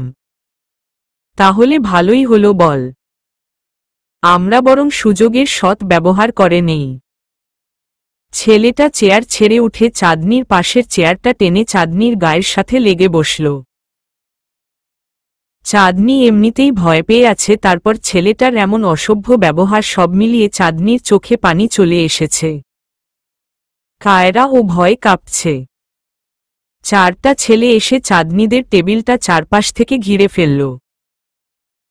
চাঁদনির চোখে পানি দেখে আয়মন শান্ত স্বরে ছেলেটাকে উদ্দেশ্য করে বলল, নাদিম প্লিজ, চাঁদ এমনিতেই খুব পেয়ে আছে, ওর সামনে থেকে সর। তোর সাথে আমাদের সহায়তা, যা বলার আমাদের সাথে বল, যা করার আমাদের সাথে কর। এর মাঝে চাঁদকে টানিস না, তুই আমার পাশে এসে বস, আমার সাথে কথা বল। আয়মন কথাগুলো বলছে আর চেয়ার থেকে উঠার চেষ্টা করছে। ছেলেটা আয়মনের কথায় পাওয়া না দিয়ে চাঁদনির সাথে আরো ক্লোজ হয়ে বসে চাঁদনির চুলের স্মেল নিচ্ছে। চাঁদনি কান্না করতে করতে হেঁচকি তুলে ফেলছে। চাঁদনি এসব আর সহ্য করতে না পেরে কেঁদে কেঁদে ছেলেটাকে উদ্দেশ্য করে বলল, প্লিজ ভাইয়া, আপনি আমার কাছ থেকে সরুন, খুব বিরক্ত লাগছে আমার। সরব না বেবি, আমার তো দারুণ লাগছে। শুনলাম তোমার নাকি লাফাঙ্গার নূরের সাথে বিয়ে হয়েছে। নূর তোমার মর্ম বুঝবে না বেবি, নূর তো আছে শুধু রোজকে নিয়ে। তুমি আমার কাছে চলে এসো, আমি তোমার সঠিক মর্ম বুঝব। চাঁদনি এবার কান্না থামিয়ে চোখ মুখ লাল করে ঠাস করে নাদিমের গালে বসিয়ে দিল এক চড়। দাঁত কিরমির করে চাঁদনি নাদিমের দিকে তাকিয়ে বলল, তোর সাহস কি করো হলো আমার হাজবেন্ডকে লাফাঙ্গার বলার? এতক্ষণ চুপ করে ছিলাম বলে ভেবেছিস আমি খুবই বোকা? যা বলবি তাই সহ্য করে নিব? তোর ধারণা সম্পূর্ণ ভুল। চাঁদ কি জিনিস তুই এখনো চিনিসনি। চিনলে হয়তো এই সমস্ত কথা বলতে দুইবার ভাবতি। শোন, তোকে লাস্টবারের মতো ওয়ার্ন করলাম, আমার হাজবেন্ডকে নিয়ে যদি আর একটা বাজে কথা বলিস তো। চাঁদনি আর কিছু বলতে পারল না, এর আগেই নাদিম চাঁদনির গাল চেপে ধরল। ব্যথায় চাঁদনির চোখ দিয়ে টলটল করে পানি পড়ছে। আয়মন জোরে চিৎকার দিয়ে বলল, নাদিম ছাড় চাঁদকে, প্লিজ ছাড় ওকে। তোর যত রাগ আছে সব আমার উপর দিয়ে মিটা, এরপরে ও চাঁদকে ছেড়ে দে। আমি ওর চোখের পানি সহ্য করতে পারছি না। নাদিম চোখ রাঙিয়ে আয়মনকে উদ্দেশ্য করে বলল, চাঁদকে কিছুতেই ছাড়া যাবে না। চাঁদের উপর অত্যাচার করেই তোদের থেকে রিভেঞ্জ নিব, এ ছাড়া তো আর কোনো উপায় দেখছি না। রাগে আয়মনের চোখ দিয়ে পানি পড়ছে। নূরের প্রতি খুব রাগ হচ্ছে ওর। শুধুমায় নূরের জন্যই সে নিজের বোনকে সেভ করতে পারছে না। চোখের সামনে র্যাগিং দেখতে হচ্ছে। নাদিম এখনো চাঁদনির গাল চেপে রেখেছে। চাঁদনি ব্যথায় কুকিয়ে উঠছে। কায়রা এদিক সেদিকে তাকিয়ে সুযোগ বুঝে যেই না চেয়ার ছেড়ে দৌড় লাগাতে যাবে তার আগেই একটা ছেলে কায়রার হাত ধরে কায়রাকে আবার চেয়ারে বসিয়ে দিল।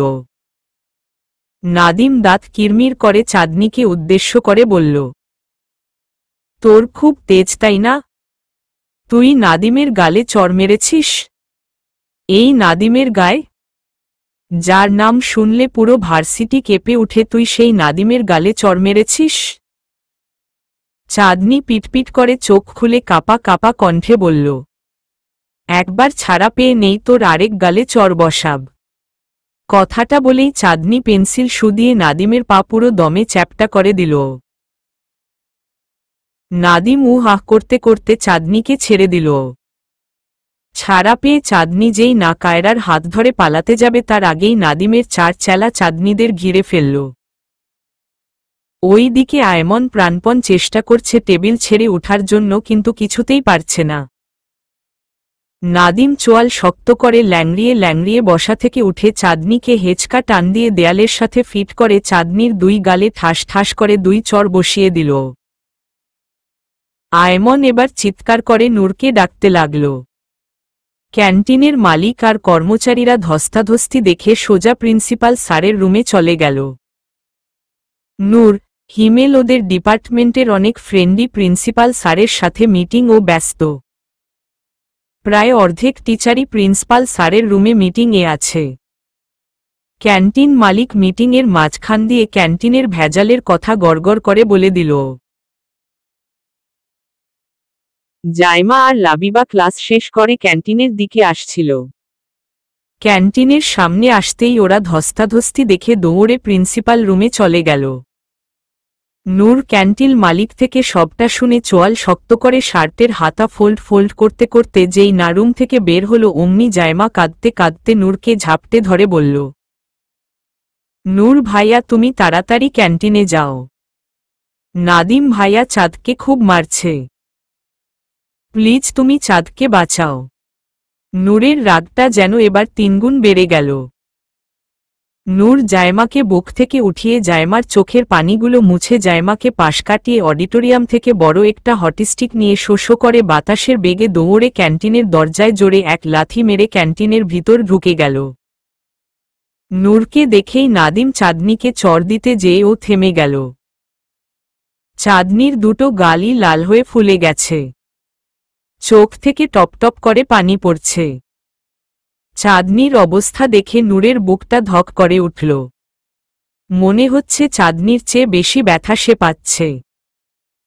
নূর চাঁদনির থেকে দৃষ্টি সরিয়ে হটস্টিকটা ঘুরাতে ঘুরাতে নাদিমের মুখোমুখি দাঁড়াল। নূরের ভয়ঙ্কর লাল চোখ দেখে নাদিম ভয়ে কাঁপতে লাগল। নূর কুয়ার বাবলে এক চিৎকার দিয়ে নাদিমকে এলোপাথারি হটস্টিক দিয়ে বাড়ি মারতে থাকল। সঙ্গে সঙ্গে নাদিমের সাথে চেলা ফেলাগুলো লেজ গুটিয়ে পালাল। চাঁদনি জলভরা দৃষ্টিতে নূরকে দেখছে। নূরের এই ভয়ঙ্কর রূপটা চাঁদনি কখনো দেখেনি। নূরের এই ভয়ঙ্কর রূপ দেখে চাঁদনি বারবার কেঁপে কেঁপে উঠছে। কায়রা চাঁদনির গালে বরফ ঘষছে। লাবিবা আর জায়মা আয়মনকে চেয়ার থেকে উঠানোর চেষ্টা করছে। ক্যান্টিন মালিক সয়াবিন তেল এনে চেয়ারে ঢেলে দিল। সাথে সাথেই আয়মন চেয়ার থেকে উঠে দাঁড়াল। সরিষার তেলের প্রভাবে আঠা সরে গেছে, যার কারণে আয়মন সফল হয়েছে চেয়ার ছেড়ে দাঁড়ানোর। আয়মন মুক্তি পেয়ে তেড়ে গিয়ে নাদিমকে চড় ঘুষি মারতে লাগল। নূর এখনো চোয়াল শক্ত করে নাদিমকে মেরে যাচ্ছে। নিঃশব্দে সে তার ঝাল উড়িয়ে যাচ্ছে। কিছুতেই যেন তার রাগ কমছে না। চাঁদনির কান্না ভরা মুখটা বারবার ভেসে উঠছে। পেছনে থেকে প্রিন্সিপাল স্যার এসে জোরে চিৎকার দিয়ে বলল, নূর এবার শান্ত হও, অবস্থা খারাপের দিকে যাচ্ছে। এভাবে এলোপাথারি মারতে থাকলে ছেলেটা মরেই যাবে, প্লিজ ছাড়ো এবার। নূর এবার সোজা হয়ে দাঁড়িয়ে হটস্টিকটা হাত থেকে ছুঁড়ে ফেলে চোখ বন্ধ করে নিজেকে কিছুটা শান্ত করে রক্তাক্ত অবস্থায় পড়ে থাকা নাদিমের দিকে তাকিয়ে ঝাঝালো কণ্ঠে বলল, আমার বউয়ের গায়ে হাত তুলেছিস তুই? ওর কান্না ভরা মুখটা এখনো আমার চোখে ভাসছে। আমি চাইলেই হয়তো এই মুহূর্তে তোকে খুন করে দিতে পারতাম। কিন্তু না পারলাম না। মনুষ্যত্ব আমাকে আটকে দিল। তোকে ওয়ার্ন করলাম, নেক্সট টাইম আমার বউয়ের দিকে চোখ তুলেও তাকাবি না। তোর সয়তা আমার সাথে। আমাকে মারবি, কাটবি, যা ইচ্ছা তা করবি। এরপরে ও আমার বউয়ের দিকে হাত বাড়াবি না, না হয় তোর হাত কেটে গলায় ঝুলিয়ে দিব। আর শুন, হসপিটালে গিয়ে ট্রিটমেন্ট নিয়ে যখন সুস্থ হয়ে ফিরবি, তখন আমার বউয়ের পায়ে ধরে ক্ষমা চেয়ে নিবি। পুরো কলেজের সামনে আমার বউয়ের পা ধরবি তুই, না হয় আরও একবার তোকে হসপিটালে ভর্তি হতে হবে। আমার বউয়ের প্রতিটা ফোঁটা চোখের পানির দাম তোকে গুনে গুনে দিতে হবে। কথাগুলো বলেই নূর পিছু ফিরে চাঁদনির দিকে তাকাল। চাঁদনি ছলছল চোখে নূরের দিকে তাকিয়ে আছে। চাঁদনি বিশ্বাসই করতে পারছে না নূর এতটা ডিসপারেট হয়ে যাবে। রুম ভর্তি মানুষের সামনে চাঁদনিকে বউ হিসেবে স্বীকৃতি দিবে। চাঁদনির মায়া ভরা দৃষ্টি নূর উপেক্ষা করতে পারছে না। ইচ্ছে করছে এখনই চাঁদনিকে জড়িয়ে ধরে বুকে পুড়ে নিতে। নূর নিজেকে দমিয়ে রাখতে পারল না, ছুটে গিয়ে চাঁদনিকে জড়িয়ে ধরল। চাঁদনি হেঁচকি তুলে কেঁদে নূরের টি শার্ট আঁকড়ে ধরে বলল, আমি বাড়ি যাব নূর ভাইয়া, আমার গালগুলো অনেক জ্বলছে। খারাপ ছেলেটা আমাকে অনেক মেরেছে, তোমাকে লাফাঙ্গারও বলেছে, তাই তো আমি সহ্য করতে পারিনি। ঠাস করে ছেলেটার গালে চর বসিয়ে দিয়েছি। ছেলেটা রেগে আমার গাল চেপে ধরেছিল। আমি ব্যথায় সহ্য করতে না পেরে জুতো দিয়ে ছেলেটার পা পিষে দিয়েছি। তাই ছেলেটা আরও দ্বিগুণ রেগে আমার গালে এলোপাথারি চর মেরেছে। চাঁদনি এবার নূরের বুক থেকে উঠে ওর গাল দুটো দেখিয়ে বলল, দেখো দেখো, কেমন ফুলে গেছে আমার গালগুলো, হয়তো অনেক দাগও পড়ে গেছে। বাড়িতে গেলে আম্মু আমাকে খুব বকবে। নূর চোখে এক রাশ জল নিয়ে সবার সামনে চাঁদনিকে কোলে তুলে নিল। চাঁদনির বাচ্চা বাচ্চা কথাগুলো নূরের মনকে নাড়িয়ে দিয়েছে, কিছুটা কাল বৈশাখী ঝড়ের মতো। চাঁদনি বড় বড় চোখ করে নূরের দিকে তাকিয়ে আছে। নূর সামনে তাকিয়ে হাঁটছে আর মিনিমিন করে বলছে, কাঁদলে ও কি মেয়েদের এত মায়াবী লাগে? কেন বারবার ওর কান্নাভরা মুখটা আমার চোখে ভাসছে? ভিতরটা খুব জ্বলছে। জাস্ট আমাকে লাফাঙ্গার বলেছে বলে সে ডিরেক্টলি নাদিমের গালে চর বসিয়ে দিল। ভালোবাসলে কি এটা ও সম্ভব? মেয়েটা একটু ও নিজের কথা ভাবল না? আমার জন্য এত এত মার সহ্য করল? কই, রোজকে তো কখনো দেখেনি আমার হয়ে এতটা প্রোটেস্ট করতে। নাদিম কিছু বললেই সে চুপচাপ হজম করে নিত, কিন্তু মেয়েটা তো ডিরেক্টলি ঝাঁপিয়ে পড়ল। আচ্ছা, আমার কি উচিত না এত অজস্র ভালোবাসার বিনিময়ে এই বাচ্চা বাচ্চা সাহসী মেয়েটাকে এক সমুদ্র ভালোবাসা ফেরত দেওয়া? অন্যদিকে মাহিন নাস্তা সেরে অভ্রের হাত ধরে কেবিন থেকে বের হয়ে বিমানে উঠার প্রস্তুতি নিচ্ছে। নতাশা আর সাদমান ঘুরতে ঘুরতে বিমানের লনে দাঁড়িয়ে আছে, উকি চুকি মেরে বিমানের আশপাশটা চোখ বুলিয়ে দেখছে। মাহিন অভ্রের থেকে বিদায় নিয়ে যেই নার্সিরি বেয়ে প্লেনে উঠে মুখের উপর থেকে টুপিটা সরাল, অমনি সাদমান আর নাতাশা মাহিনকে দেখে ব্ল্যাক হুডি বলে জোরে চিৎকার করতে লাগল। মাহিন চিৎকারের আওয়াজ শুনে আশেপাশে তাকাল। সাদমান আর নাতাশাকে দেখে মাহিন শুকনো ঢোক গিলে সোজা বিমানে ঢুকে গেল। বিমানে ঢুকেই মাহিন বুকে হাত দিয়ে চোখ বন্ধ করে স্বস্তির শ্বাস ছেড়ে বলল, ওহ গডলাস্ট, বারের মতো বেঁচে গেলাম। সকাল থেকেই এই দুইটা আমার পিছনে পড়ে আছে। আমি যেখানেই যাচ্ছি ওরা ঠিক সেখানেই চলে আসছে। কোনো রকমে আল্লাহ আল্লাহ করে প্লেনটা ছাড়লেই বাঁচি। নিশ্চয়ই আমার সাথে আকাশে উঠতে পারবে না। কথাগুলো বলেই মাহিন সামনে এগিয়ে ওর বুক করা সিটে বসে পড়ল। আর 5 মিনিট বাদেই প্লেন ছেড়ে দিবে। সিট বেল্ট লাগিয়ে মাহিন ফিটফাট, এবার শুধু আকাশে উড়ার পালা। নাতাশা আর সাদমান মাথায় হাত দিয়ে দাঁড়িয়ে পড়ল। প্লেনটা ঠিক কোনো দেশে গিয়ে থামবে ওরা বুঝতে পারছে না। নাতাশা আর সাদমান দাঁড়িয়ে না থেকে কাউন্টারে গিয়ে খোঁজ নিয়ে দেখল প্লেন বাংলাদেশের উদ্দেশ্যে ছেড়েছে। সাদমান আর নাতাশা নিরুপায় হয়ে এয়ারপোর্ট থেকে বের হয়ে রাস্তায় হাঁটছে। দুজনই ভীষণ আপসেট হয়ে আছে। সাদমান চিন্তিত কণ্ঠে নাতাশাকে উদ্দেশ্য করে বলল, আমার মনে হয় আমাদের এবার বাংলাদেশে ব্যাক করা উচিত। না হয় বড়সড় একটা গোলমাল হয়ে যাবে। ওইখানে কিন্তু নূরও আছে। আমার বেশ টেনশন হচ্ছে। নাতাশা কিছুটা সিরিয়াস হয়ে বলল, এখন কিছুতেই এদেশ ছাড়া যাবে না। সাদমান নাক মুখ কুঁচকে বলল, মানে তুই কি চাস নূর আর ওই ছেলেটার মধ্যে বিভ্রান্তি হোক? বোকার মতো কথা বলিস না। এখানে থেকে আমাদের অনেক জট খুলতে হবে। যেমন, কোনো জন্মগত সুয়ে ছাড়া একজন মানুষের সাথে আরেকজন মানুষের চেহারার এতটা মিল থাকতে পারে না। নিশ্চয়ই কোনো গোপন সুয়ে আছে। ভুল কিছু বলিসনি। আমরা এই গোপন সুয়ে কিভাবে বের করব? ছেলেটার অ্যাড্রেসই তো আমরা জানি না।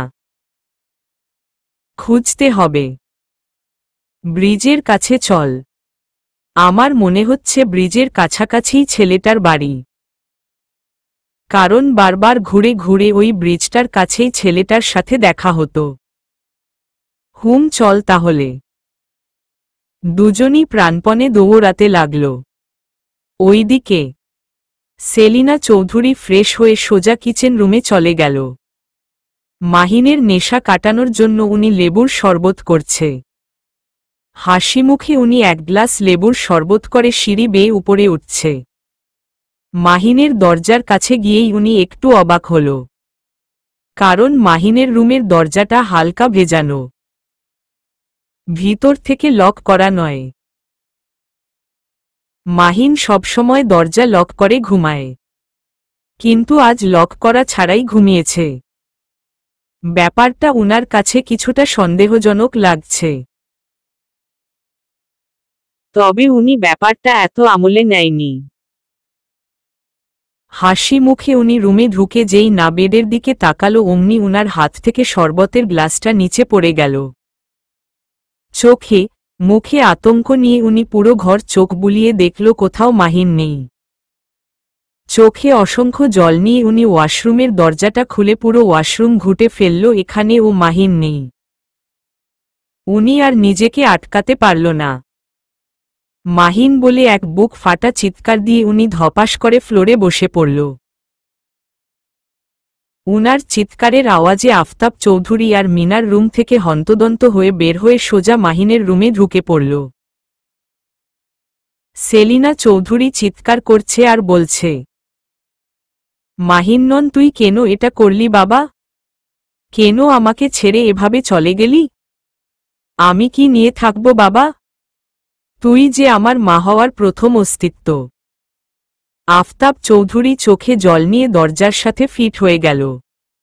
মিনার দৌড়ে এসে সেলিনা চৌধুরীকে ধরে ওয়েজিত কণ্ঠে বলল, কি হয়েছে মম? তুমি এভাবে কাঁদছ কেন? আর ভাইয়া বা কোথায়? তোমার ভাইয়া আমাদের ছেড়ে চলে গেছে মিনার। আর কখনো ফিরবে না সে। আমাদের একা করে চলে গেছে সে।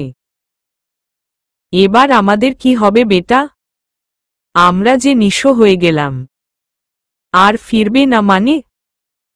কোথায় গেছে ভাইয়া? বাংলাদেশ চলে গেছে। মিহার কাছে চলে গেছে সে। আর কখনো ফিরবে না। ওর কাছে আমাদের চেয়ে মিহা বেশি ইম্পর্টেন্ট। মিনার মাথায় হাত দিয়ে বসে পড়ল। মাহিন এমন একটা কাণ্ড করবে মিনার ওর ভাবতেই পারেনি। সেলিনা চৌধুরী কাঁদতে কাঁদতে বসা থেকে উঠে দরজায় দাঁড়িয়ে থাকা আফতাব চৌধুরীর বুকে কিল ঘুষি মেরে বলল, আমার ছেলেকে তুমি এনে দাও, যেখান থেকে পারো এনে দাও। আমি এখনই আমার ছেলেকে বুকে চাই। এনে দাও আমার ছেলেকে, না হয় আমি দম আটকে মরে যাব। আমার ছেলেকে ছাড়া আমি বাঁচতে পারব না। আফতাব চৌধুরী চোখে একরাশ জল নিয়ে সেলিনা চৌধুরীকে বুকে চেপে ধরে বলল, শান্ত হও সেলিনা, মাহিন বেশি দূর যায়নি। আমি মাহিনকে ঠিক ফিরিয়ে আনব। তুমি কান্না বন্ধ করো। আফতাব চৌধুরী চোখের জলগুলো মুছে ফ্লোরে বসে থাকা মিনারকে উদ্দেশ্য করে বলল, মিনার তোমার মমকে সামলাও, আমাকে এখনই বের হতে হবে। মিনার বসা থেকে উঠে সেলিনা চৌধুরীকে আফতাব চৌধুরীর বুক থেকে উঠিয়ে মাহিনের বেডের উপর বসিয়ে দিল। মিনার ও সেলিনা চৌধুরীর পাশে বসে পড়ল। কাঁদতে কাঁদতে সেলিনা চৌধুরী অজ্ঞানের মতো হয়ে যাচ্ছে। মিনার নিজেকে শান্ত করে সেলিনা চৌধুরীকে বুকের মাঝে চেপে ধরে বলল, মম প্লিজ তুমি কেঁদো না, ভাইয়া ঠিক ফিরবে। তুমি শুধু শুধু কাঁদছ। ভাইয়া এতটাও বেপরোয়া না। মাহিন আর ফিরবে না মিনার। কাল রাতেই সে আমাকে বলে দিয়েছে মিহার কাছে চলে যাবে। সুযোগ পেলেই সে পালাবে। আমরা কেউ ওকে আটকে রাখতে পারব না। মাহিন ওর কথা রেখেছে বেটা। আমাদের ছেড়ে ঠিক চলে গেছে। ব্যাপার না মম, আমরা ও বাংলাদেশ গিয়ে ভাইয়াকে ফিরিয়ে আনব। তুমি আর কেঁদো না তো। তুমি কাঁদলে আমার একদম ভালো লাগে না। মিনারের কথা উনি এক কান দিয়ে ঢুকিয়ে অন্য কান দিয়ে বের করে দিয়েছে। উনি উনার মতো কেঁদেই যাচ্ছে। আফতাব চৌধুরী বাড়ির পোশাক পরেই তাড়াহুড়ো করে গাড়ি নিয়ে বের হয়ে গেল। গাড়ি স্পিডে ছেড়ে উনি এয়ারপোর্টের উদ্দেশ্যে রওনা হল। নাতাশা আর সাদমান দৌড়াতে দৌড়াতে ব্রিজের কাছে চলে এলো। দুজনই ব্রিজের আশেপাশে হাঁটছে আর মাহিনের অ্যাড্রেস খুঁজছে। বেলা বাড়ার সাথে সাথে আশেপাশে সব restaurant, shopping mall, super market open হচ্ছে। সাদমান নাতাশার দিকে তাকিয়ে কিছুটা হাঁফিয়ে বলল, এক কাজ করি, আশেপাশের সবগুলোতে নূরের ছবি দেখিয়ে ছেলেটার খোঁজ করি। আশা করি পেয়ে যাব। নাতাশা মাথা নাড়িয়ে সম্মতি জানাল। সাদমান পকেট থেকে ফোনটা বের করে গ্যালারি থেকে নূরের ছবিটা বের করে আশেপাশের সবগুলোতে খোঁজ করতে লাগল। কয়েকটা দোকানে খোঁজ করার পর লাস্ট একটা দোকানে নূরের ছবিটা দেখানোর সাথে সাথেই একজন মধ্যবয়সী ছেলে বলল, আমি চিনি উনাকে। উনার নাম হল মাহিন। কয়েকটা শপ পেরিয়ে গেলেই উনার বাড়ি দেখবেন। উনাদের বাড়িটা দুতলা, দেখতে খুবই সুন্দর। সাদমান আর নাতাশা স্বস্তির শ্বাস ছেড়ে বলল, আপনাকে অসংখ্য ধন্যবাদ। অনেক বড় একটা উপকার করলেন আমাদের। ছেলেটি মুচকি হেসে বলল, এটা আমার দায়িত্ব। নাতাশা আর সাদমান হাঁটতে হাঁটতে মাহিনের বাড়ির কাছাকাছি চলে এলো। দুজনেই বারবার বাড়ির ভিতরে পা রেখে ও পিছিয়ে যাচ্ছে। কেমন একটা অস্বস্তি ফিল হচ্ছে। এরপর ওরা বুকে সাহস নিয়ে বাড়ির ভিতর ঢুকে গেল। সদর দরজার কাছে আসতেই দরজা আপনা আপনি খুলে গেল। মিনার হাতে একটা প্রেসক্রিপশন নিয়ে বাড়ি থেকে বের হচ্ছিল। সাদমান আর নাতাশাকে দেখে মিনার কৌতূহল নিয়ে বলল, কে আপনারা? সাদমান কাট কাট গলায় বলল, আমরা মাহিনের সাথে দেখা করতে এসেছি। মাহিনকে ডেকে দেওয়া যাবে? ভাইয়া তো বাড়িতে নেই। আপনারা পড়ে আসুন। আপনাকে ঠিক চিনলাম না। আমি মিনার, মাহিন ভাইয়ার ছোট ভাই। ওহ আচ্ছা, তোমাদের বাড়িতে আর কেউ নেই? মম আছে। উনার সাথে দেখা করা যাবে? আপাতত আমরা একটু প্রবলেমে আছি। আপনার প্লিজ পড়ে আসুন। নিশ্চয়ই মাহিনকে নিয়ে প্রবলেমে আছো? মাহিন একটু আগেই বাংলাদেশ যাওয়ার প্লেনে উঠে গেছে। আশা করছি প্লেন ছেড়েও দিয়েছে। আপনারা জানলেন কি করে? আমরা নিজের চোখে দেখেছি। মিনার কিছুটা থতমত খেয়ে বলল, আমরা জানি মাহিন ভাইয়া বাংলাদেশ গেছে। আপনারা আসতে পারেন। আপনাদের নাম ঠিকানা দিয়ে যান, ভাইয়া আসলে আপনাদের কথা বলবো। সাদমান কিছুটা আশাবাদী হয়ে বলল, তুমি যদি কিছু মনে না করো তাহলে কি আমরা তোমার মম ড্যাডের সাথে কথা বলতে পারি? মিনার চোখ মুখ লাল করে ধমকের সুরে সাদমান আর নাতাশাকে উদ্দেশ্য করে বলল, না পারেন না। আমরা অনেক শকের মধ্যে আছি। প্লিজ আপনারা যান। সাদমান আর নাতাশা কথা না বাড়িয়ে মুখটা কালো করে বাড়ি থেকে বের হয়ে গেল। তারা ভাবতেই পারেনি তাদের এভাবে নিরাশ হয়ে ফিরতে হবে।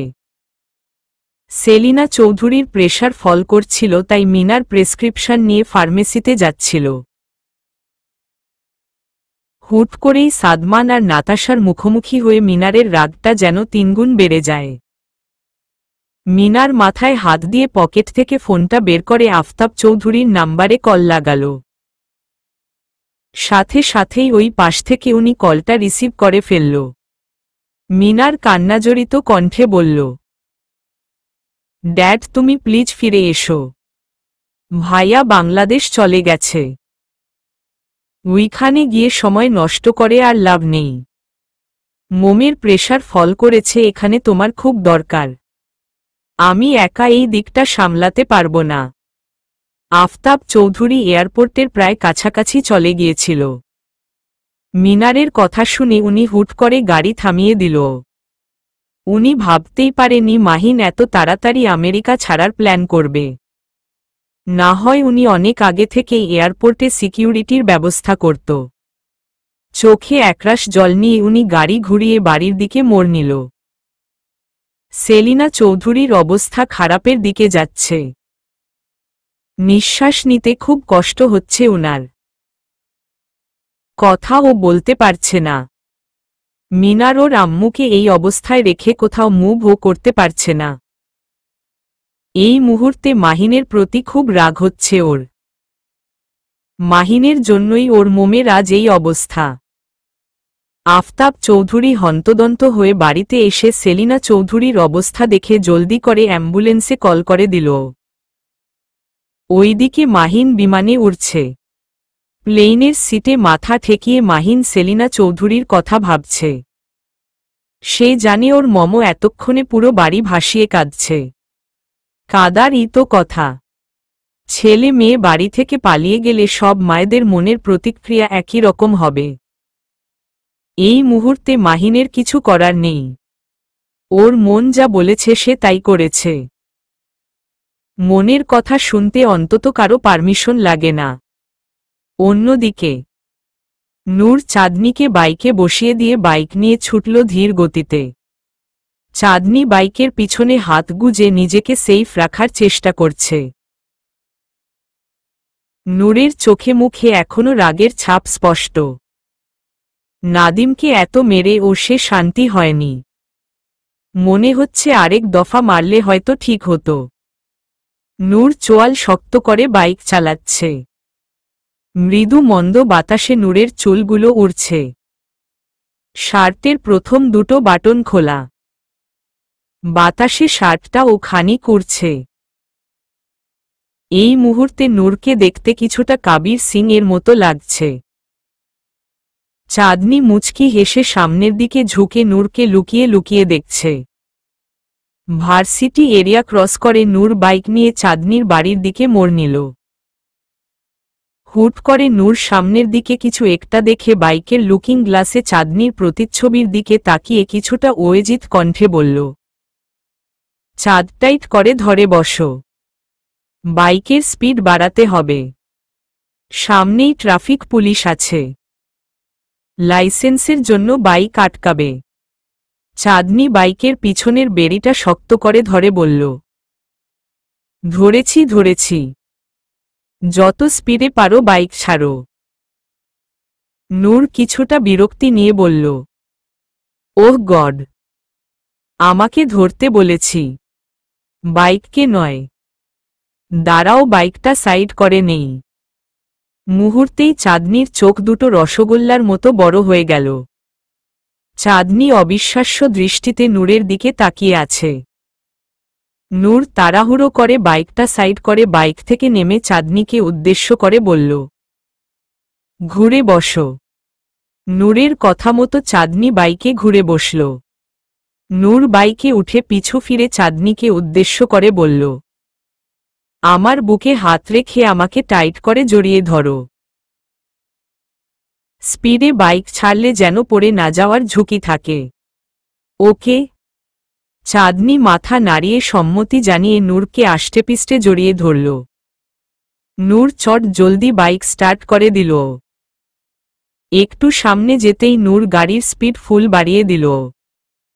ট্রাফিক পুলিশ অনেকক্ষণ ধরে নূর আর চাঁদনিকে নোটিশ করছিল।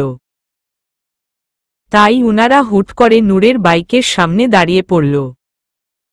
নূর শুকনো ঢোক গিলে যেই না পাশ কাটিয়ে বাইক ঘোরাতে যাবে অমনি আরও দুজন ট্রাফিক পুলিশ নূরের বাইকের সামনে দাঁড়িয়ে পড়ল। পালানোর সব রাস্তা বন্ধ এখন। নূর এক প্রকার বাধ্য হয়ে গাড়ি থামিয়ে দিল। ট্রাফিক পুলিশগুলো চোখ লাল করে হাতে থাকা লাঠি দিয়ে ইশারা করে নূর আর চাঁদনিকে গাড়ি থেকে নামতে বলল। নূর আর চাঁদনি মাথা নিচু করে গাড়ি থেকে নেমে পড়ল। মোট 5 জন ট্রাফিক পুলিশ নূর আর চাঁদনিকে ঘিরে রেখেছে। ওদের থেকে একজন ট্রাফিক পুলিশ হাতের লাঠিটা ঘুরিয়ে ঘুরিয়ে নূরকে উদ্দেশ্য করে বলল, তোমরা এই রাস্তায় কি করছো? এই রাস্তায় একটু আগেই একটা অ্যাক্সিডেন্ট হয়েছে, তাই এই রাস্তাটা আপাতত সিল করে দেওয়া হয়েছে। কোনো গাড়ি চলাচল করতে পারবে না। নূর মলিন হেসে অসহায়ের মতো মুখ করে বলল, স্যার, আমরা তো অ্যাক্সিডেন্টের ব্যাপারে কিছুই জানি না, তাই হয়তো মিস্টেকটা হয়ে গেছে। ব্যাপার না, আমরা অন্য রাস্তা দিয়ে ঘুরে বাড়ি যাচ্ছি। আমরা বরং আসি স্যার। কথাগুলো বলেই নূর সুরসুর করে যেই না বাইকে উঠতে যাবে অমনি আরেকজন ট্রাফিক পুলিশ ধমকের সুরে বলল, বাইকের লাইসেন্স দেখাও। মাথায় তো হেলমেটও নেই। নূর শুকনো ঢোক গিলছে আর মনে মনে বলছে, ওহ সিট, আজ হেলমেটটাও আনলাম না। বিপদ যখন আসবে তখন সব দিক থেকেই আসবে। নিশ্চয়ই পুলিশগুলো আমার বাইকটা খাওয়ার ধান্দা করছে। নূর জোরপূর্বক হাসি দিয়ে বাইক থেকে পা নামিয়ে কাটকাট গলায় যেই না কিছু বলতে যাবে অমনি চাঁদনি ভ্যাভ্যা করে কাঁদতে কাঁদতে মাটিতে বসে হাত পা ছুড়াছুড়ি করে পেটে হাত দিয়ে নূরের দিকে তাকিয়ে বলল, বরবেবি কিক মারছে, আমি আর সহ্য করতে পারছি না। প্লিজ আমাকে তাড়াতাড়ি হসপিটালে নিয়ে চলো। উফ, কি অসহ্য যন্ত্রণা। কেন যে অল্প বয়সে বাচ্চা নিতে গেলাম। মা গো মা, কি অসহ্য ব্যথা। চলবে।